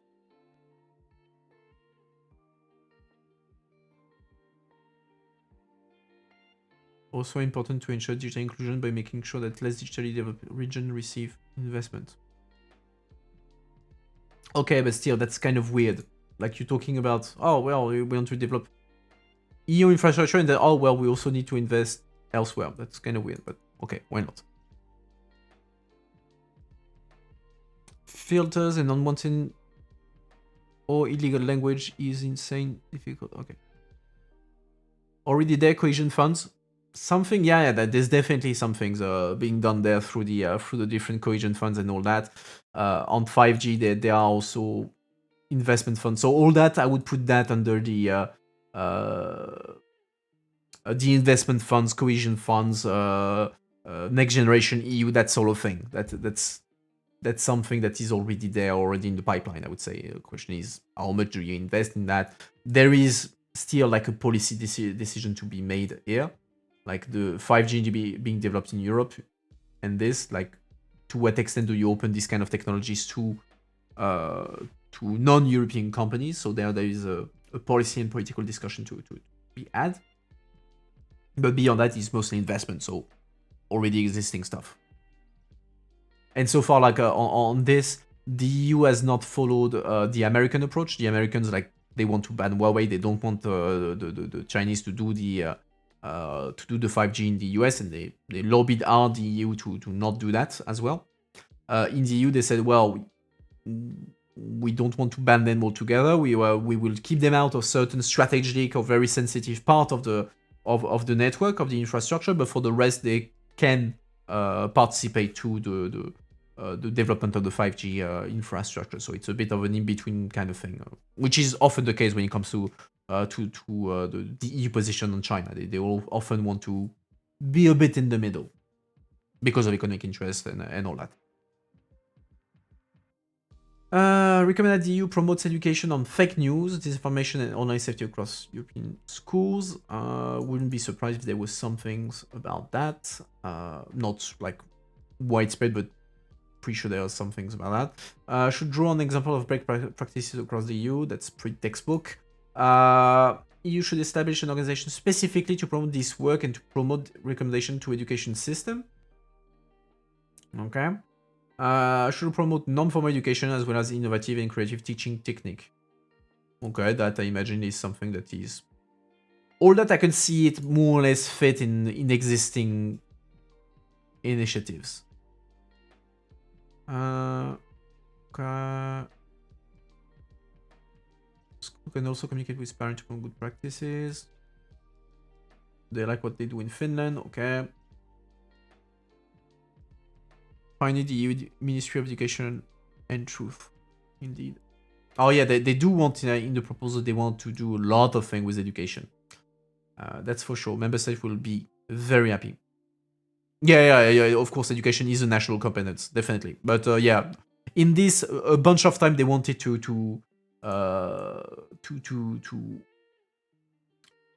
go into the content of national education. And, I mean, you can have the debate on this, but member state will not be happy to even go any steps in this. That's for sure. Data protection. Conference on the Future of Europe recommends a political union. Don't spoil. Don't spoil. Data protection. Recommended further limiting the misuse of data by data giants through better enforcement of GDPR. Okay, that's enforcement of GDPR is a big problem indeed. And creating more standardized mechanisms throughout the EU, and by ensuring that even non-European companies that operate in EU comply with it. Yeah, I'm a bit rusty on my GDPR. Because if you process European data, you are covered by GDPR. Yeah, non-European companies that operate in the EU. So that's already the case. They already have to comply with GDPR. If they exploit if they operate in the EU, they already are on the GDPR.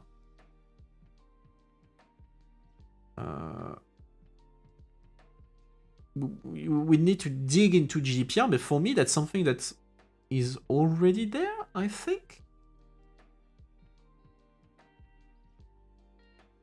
Yeah, I think it's already in there. That's already law, I think. Yeah, this is what GDPR is seen as an almost worldwide requirement standard. Yeah, that's also my fault, because I remember examples of like US companies that like US newspaper, for instance, that prevent European from seeing their content because they don't want to respect GDPR. So they say, okay, we'd rather cut ourselves from the European market and not have to follow GDPR. But well, okay.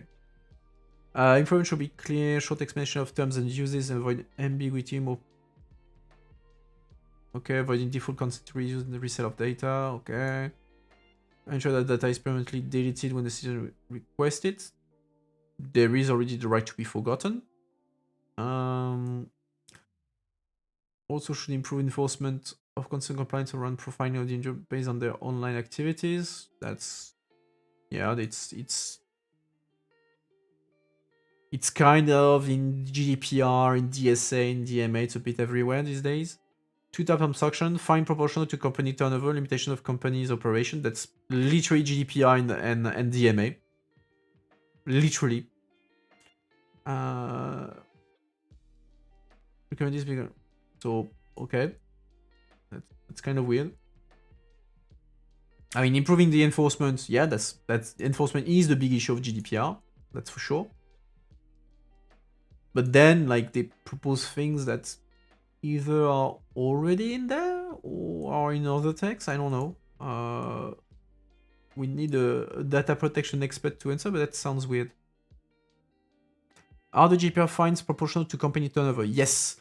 If my memory serves well, in GDPR, a company can get a fine that is up to 4% of its global turnover. So, like the worldwide turnover. And it's something that you also find now in the Digital Markets Act and the Digital Services Act. So regulation of online competition for big tech and regulation of online services, and they are in there the system of fines based on the company turnover. That's something that's a concept that was, I think, mostly introduced by the GDPR. The GDPR, from what I recall, was the first one to introduce like fines proportional to the company turnover, and now it's becoming like a model. We find that in the other legislation, even if it's up to like the way they do that is like, for instance, it's it can be like up to 4% or X% of the global turnover, or 20 million euros, whichever is the higher. Because like 4% of the global turnover of a small company, that's going to be a jack shit. GDPR enforcement is nationally, exactly, that's a problem. For DMA, they moved the enforcement on big platform to the EU level. Indeed, that's one of the big debates on the DMA. So let me walk you through the thing. So you have GDPR, data protection. So EU harmonized level of data protection. Then the enforcement of GDPR falls at national level, because your companies will be established in one member state. You will have companies that are established in France, in Ireland, in Luxembourg, etc. And so companies that are established in France is the French GDPR body, so the CNIL in the case of France, which is competent to make sure that GDPR is applied in France. And so any misuse, any GDPR violation done in France, at least for a company established in France, the CNIL will be the one deciding this. So that's the basis.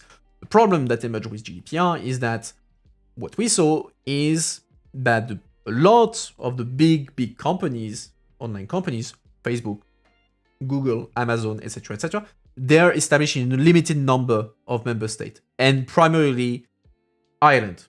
Ireland is de facto the country where the big GDPR cases have to be decided, because the companies are established in Ireland, meaning that if there's a problem in France related to Facebook, it will be Ireland that will be competent, because the company is established in Ireland, which creates a lot of frustration and tension between member states, because of course the French want to deal with the problem related to Facebook in France and all that, but Ireland has to do it, and Ireland is a small country. The big tech companies have a big impact economically in Ireland, a big influence. So there's a lot of criticism against Ireland in the GDPR, the Irish GDPR body, because it's either overwhelmed or it's not doing its job. And because of that, in the new digital regulation, so DSA and DMA, you have a big push to say, okay, it doesn't work if we enforce these laws. It's nice to have the laws, but if they are not properly enforced, it's useless. And to have them properly enforced, it can't be at national level, because that means that it will go only to Ireland, to the Netherlands. That's those countries, and so that things will not work. And so instead, what they want to do, or push to do, is to have the Commission being the one responsible for enforcement, so that there is a single point of entry for all the enforcement thing, which makes it less sensitive to economic influence, that sort of thing. The issue with this is the question of expertise, because to do that, it requires a fuck ton of competence and resources, especially if you have to do this for entire Europe, like on the DMA, for instance, or the Digital Markets Act, the whole competition law aspect of online big tech. the commission announced that for a few years they would have to basically ask 80% of their current staff to dedicate half of their time to DMA enforcement. So, and because it's just so huge, and they will have to hire a ton of people with specific knowledge. Anyway, what else did I miss? A lot of laws are blocked for having the potential to win small businesses because otherwise the fine punishment would be useless towards giant corporation. Proportional fine helps with that, indeed. Iron itself has a problem to enforce the rules, lack of people, companies to being, exactly. Expertise in national politics, yeah. But yeah, all that to say, enforcement in GDPR, big mess. Okay, recommend the creation of independent pan-EU agency that would have to clearly define intrusive behavior, for instance, spam, and create guidelines and mechanisms for how citizens can opt out and revoke data, especially from third parties. Okay, I don't know enough. I mean, the pan-EU agencies just to do that, that sounds a bit like overkill. But okay.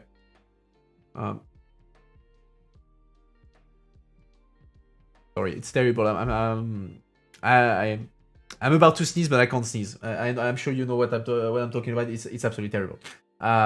Moving on. It must have a mandate to identify and sanction fraudster and non-compliant organization. Work on compliance with EU regulation for non-EU based entities operating in the EU. Okay. Would be funded by the institution and composed of a mixed council of independent bodies, experts from university and entities from professionals. Rotation presidium. I mean, they're literally writing the constitution of the organ. Propose 2 types of sanction. Again, fine proportional to company turnover, limitation of company's operation. Okay. Yeah.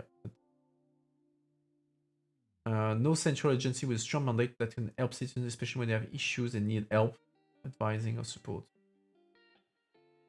That's... I don't know. I genuinely don't know.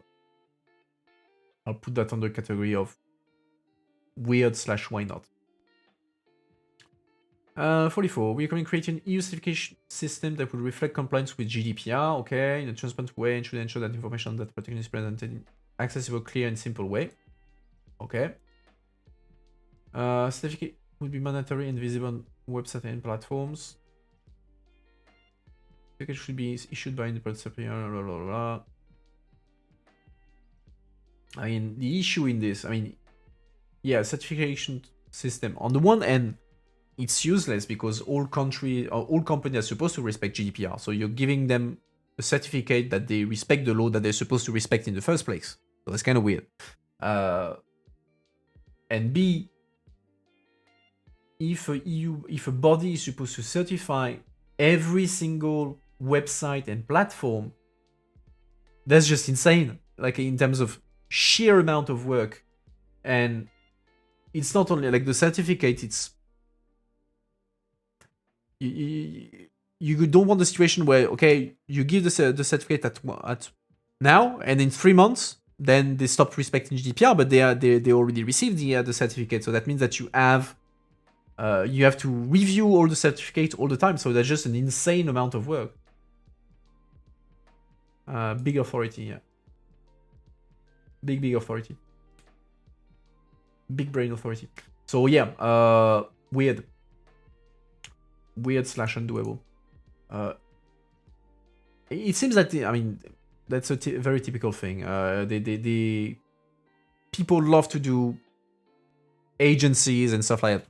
I'm not blaming them. The parliament is exactly the same. Parliament loves to ask the commission and stuff to create new stuff. That's a classic. We recommend better explain GDPR.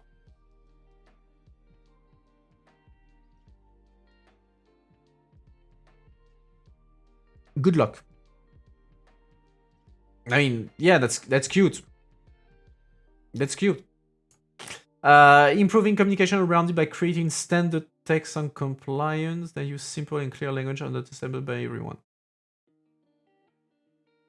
This text should present a core message and all core principles.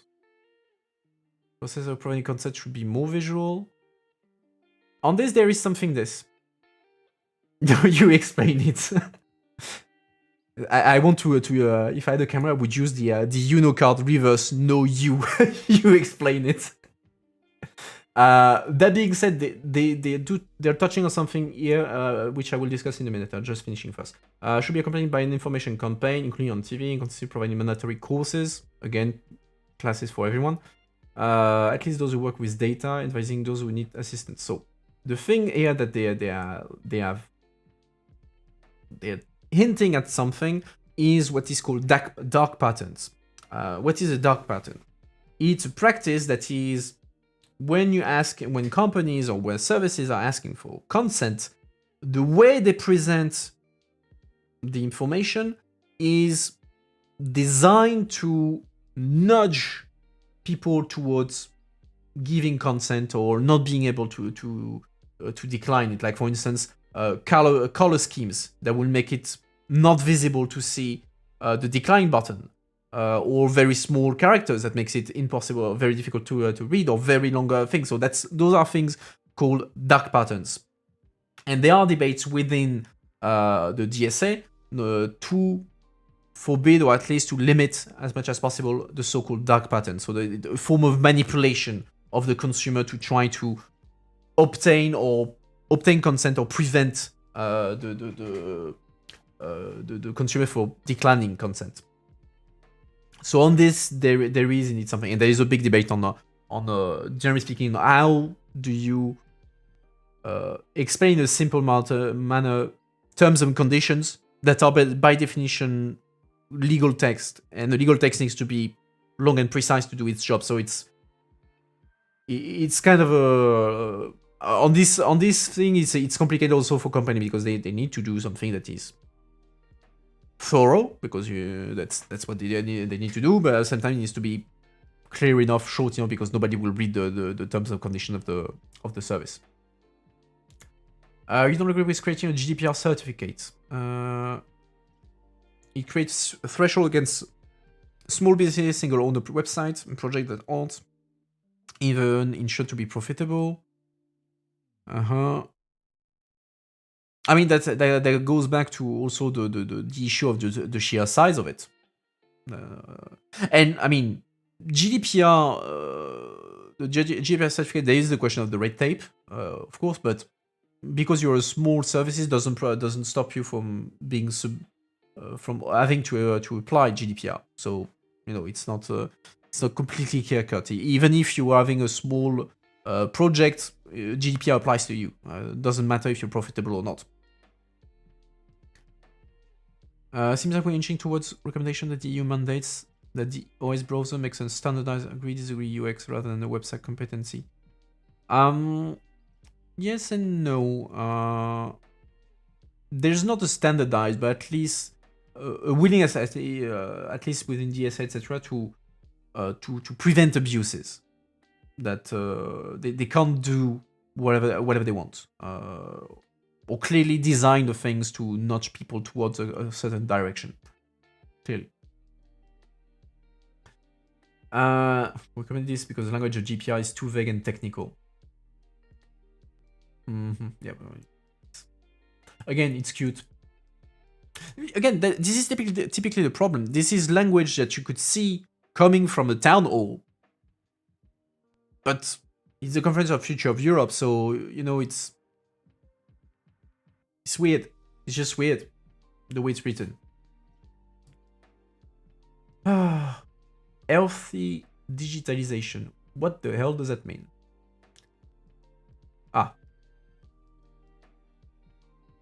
I promise not to dunk too much.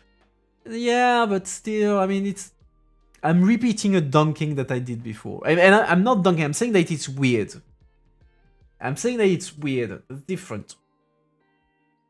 But yeah, I'm dunking. I mean, it's weird. I'm sorry, it's weird sometimes.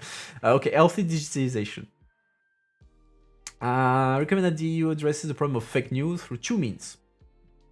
Legislation for social media companies to implement machine learning algorithms that can highlight the trustworthiness of information on social media and new media. Source of fact-checked information. So that's in between DSA and current practices. Although, can you force social media to use algorithm to specific for that? That's weird. I don't know. I do not know. But there is definitely like hints about DSA and the whole disinformation legislation that is around in Brussels. Exactly. I'm just thinking of all the amendments. All the amendments I could do. The things we could do. Although to be fair, even I mean you're dropping me into this on a number of things I would not be able to do that much. I mean I would take time to read stuff, etc. But I mean I'm not an expert on every single file, so even me, I would be able to write things that are nonsense. DSI indeed has part on algorithm but mostly on transparency of algorithm. And political advertising, indeed. Japan is mostly implied like this. No. Yeah, okay, yeah. You are right. It's not the most readable kind of thing. Implementation of digital platform that rates information from traditional media independently from political and economic interest and inform citizens about the quality of the news without applying any kind of censorship. Good luck. And I mean, the idea of rating information from traditional media without applying any kind of censorship and without that's weird. That's just weird. Platform should be open to public scrutiny and adhere to higher standards of transparency, and the EU should ensure that the dedicated funding is used for the intended purposes. Yeah, I don't understand. I don't. I mean, you have a platforms that's... What does it do? It's not clear if it's like rating the media or the information provided by the media. Yeah, there's a bit of a Ministry of Truth kind of thing.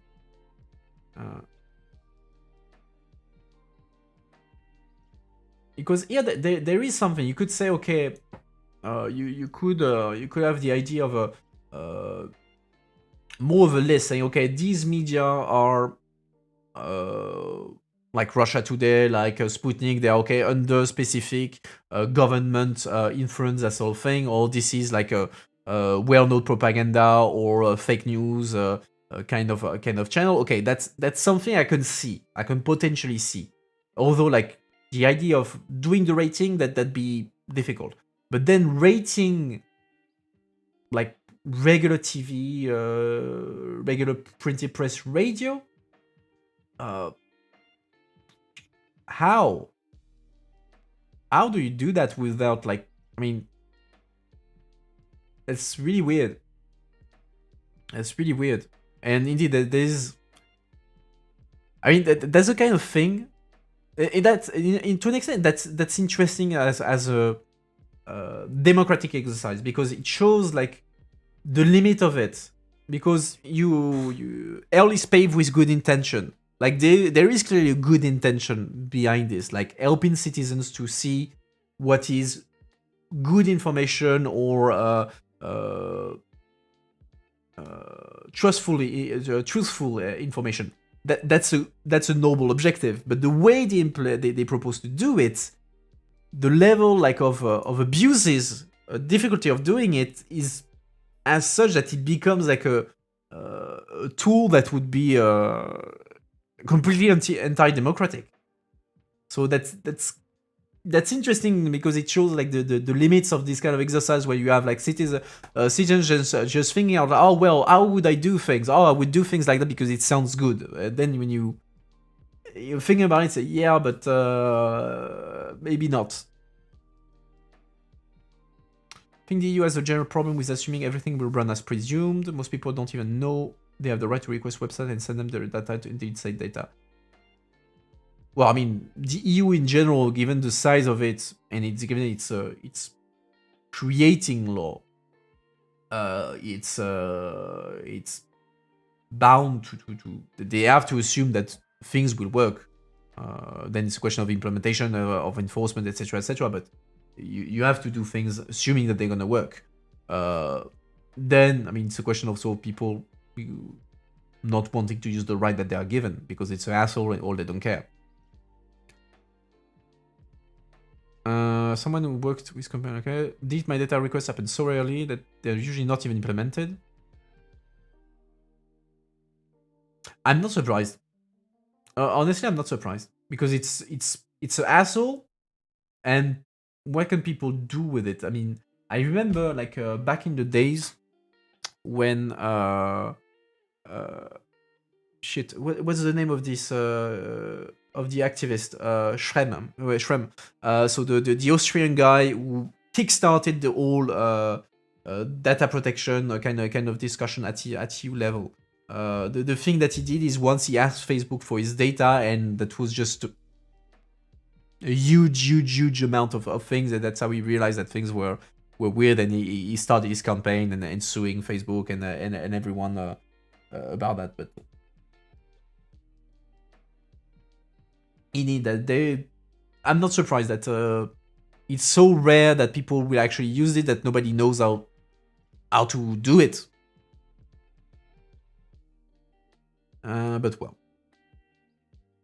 But yeah, the potentially dangerous thing there. 47. Recommended you implement different actions in order to ensure healthy use of internet. First of all, lack of infrastructure and devices that prevent citizens from accessing the internet. Okay.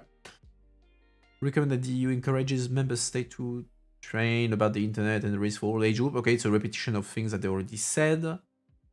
Okay, yeah, literally repetition of something that they said earlier. Content of the classes should be decided at European level by the group of independent experts. Again, weird. Finally, we demand that the EU takes all the necessary measures to ensure that the digitalization of society does not leave out older people, ensure that essential service can be also accessed in person. So that's also the idea that not forcing digitalization. That okay. Dedicated funding is used by the member states. Okay, fine. Yeah, I read an article about that, Little Museum. Yeah, conversation is starting in the US at the moment. John Oliver released a video about data protection and threatened to release info on Congress people. So yeah, actually, give me a sec. I saw the article. Give me a sec, because the story is interesting. So, this... There you go. So this is the original video, where he does the thing. So it's 25 minutes. So, and where is it? Well, there's a bunch of article there, but there's a lot of things. But yeah, the idea is, so in the US, you don't have a federal law on data protection. You have some states, California, for instance, that have data that have state level data protection rules, but you don't have a federal data protection law. And so there's been discussion for years on whether there should be data protection rules, etc., etc. And so John Oliver, as a push for this, he bought data from a data broker with specific settings to try to capture the data from congressmen, like to know what is their search history, basically. So, for instance, you say, okay, people who correspond, who are interested in politics, who work within a 5-mile radius of the of the U.S. Congress, so a number of things to try to capture the data of these people. And he said that in the thing that as part of the data, you can clearly recognize some congressmen. And so he's saying, well, congressman, if you don't want me to just release out there everything, adopt data protection rules that would make it illegal for me to do so. So that's the kind of blackmail that he's doing on this, that he did on that a few days ago. And why are we talking about this again? I forgot. That's kind of shady, not gonna lie. That's legal. That's the thing. That's completely legal. That's what data brokering is. Because they're not saying. He didn't say, "Oh, find me the data of X of this specific congressman." It's just that they're combining the data in specific ways, and so the level of detail, the level of granularity that you can have to select the kind of data allows you to be extremely precise. And indeed, there's something super shady. Like I was reading the article today, for instance, some cases are old. Like for 20 years ago, for instance, there's a company that was a data broker that was condemned to $150 million fine because they knowingly sold data to scammers that were doing scams towards against old people, and they knowingly sold data to this scammer to help them like target old people for their scams, and so they got caught and they got condemned to a fine of $150 million, and there's a lot of things like that.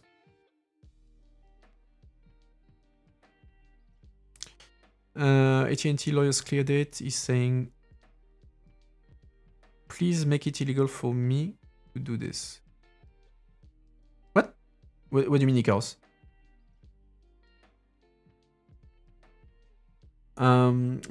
Precise that, but in the meantime, I'm gonna move forward. Actually, final. No, not final. Okay. Okay. Then there's those that were not adopted. That will be interesting to read. So, final one. We recommend that the European Union promotes the education of citizens in every member state to improve critical thinking, skepticism, and fact-checking in order to teach them how to evaluate independent. Blah blah blah. That's okay. That's again teaching and okay. Basic education of specific class should be offered. Blah blah blah blah blah. Okay, so another thing, teaching. Okay, fine. Yeah, John Evans is saying that this needs to stop. Okay, yeah. So okay, I understood. Okay, I understood that indeed. So those 48 recommendations were the recommendation of the first panel on stronger economy, social justice, jobs, education, culture, youth, and sports, and digital transformation. Before we leave, I'm gonna have a quick look to the ones that were rejected, because that's always interesting to see how many were. You can see they only rejected 3 proposals. So that means there's not a lot of let's say filtering of what they recommend. So recommend that the EU creates a mechanism to ensure the monitoring and enforcement of minority rights. Portal office where people might lodge complaint.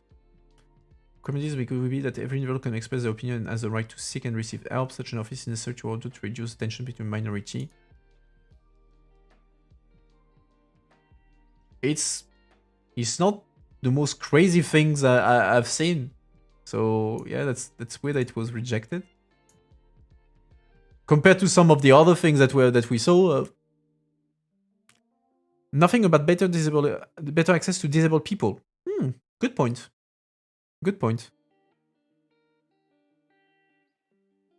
All teaching and censoring stuff is boring wishful thinking. Yeah, a lot of wishful thinking. I agree as well. Sounds bad. I think it better approach would be borderline propaganda mystery. Yeah, I agree. There's a lot of things that are weird. Recommend that the EU should raise awareness on physical activity by role modeling through public figures. Parliament events, yeah, okay. This one is like weird. I understand why they would delete that. Oh, and shit, you can't see the final one because of my thing. Recommend creating a web ID that will store personal and sensitive data, but will make it available only to the authority and the police. Well, you can see why they refuse that one. Online platform and sellers will use online code. Okay, let me just stack. You don't see anything.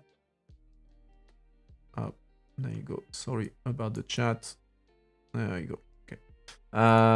Really common creative. Online platform and sellers will use online associated with the web ID and data is relevant for a given activity. Default setting for data sharing is non-consent.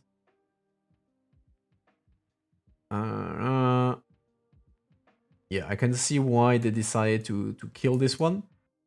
Even if there is debate about an EID, EU EID. But yeah, I can see why they saw some risks in this one. So, tell me what you thought about the recommendations. Again, that's just the first one. I'm not going to do the other because I mean the time we literally spent 2 hours and a half just on panel 1. We have 3 more panels to do. So what we will do? Why not? Well, I'd like to go to sleep before 5 o'clock in the morning. But what I will do is next week. Actually, I have a pretty light schedule because the interview was cancelled. So we will continue next week. We'll continue with panel 2 next week. I'm trying to think when I can do that, but the week is pretty clear, so we can do that. I think I can do 1 or 2 panel next week. So panel 2 and 3. So 2 is about European democracy, values and right, rule of law. So that one is going to be interesting. And 3, climate change, environment and health. And the final one we'll do probably in another week. Panel 2 is democracy, values and right, rule of law and security. And the final one is about EU in the world and migration. The panel 4, I don't think we will have time to do it next week. Probably we'll do it the week after or something like that. But okay, at least that gives me content to do for next week. I didn't know what I was going to do. Now it's pretty clear. Tell me if you like the format. Like me going through every single one, or do you want me like to only cover some of them, or to skim through it quickly so that we can do several panels at one?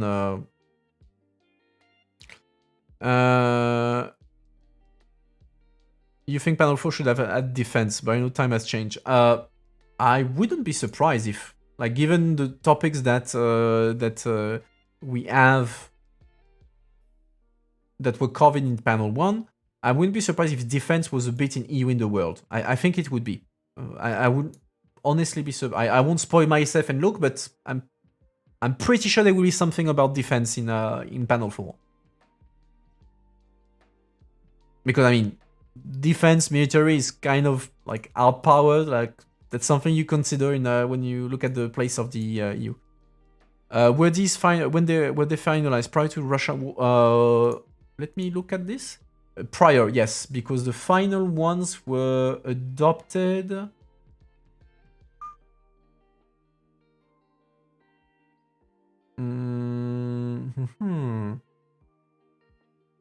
Presence hybrid. So they adopt the thing on the 3rd session, so I think they finished just before the war in Ukraine. I think they finished it just before the war in Ukraine.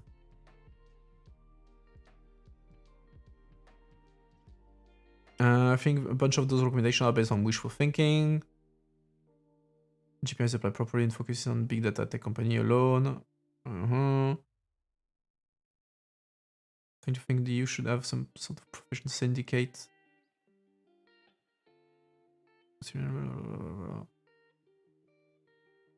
And have those make the suggestions. What?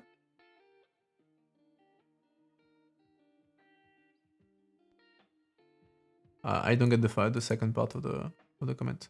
Sorry. But yeah. I'm glad you enjoyed it, Ikaros, especially since we haven't seen you in a while, so it was good to see you. However short it was. So anyway, let me do my conclusion because before I ramble for no reason at all.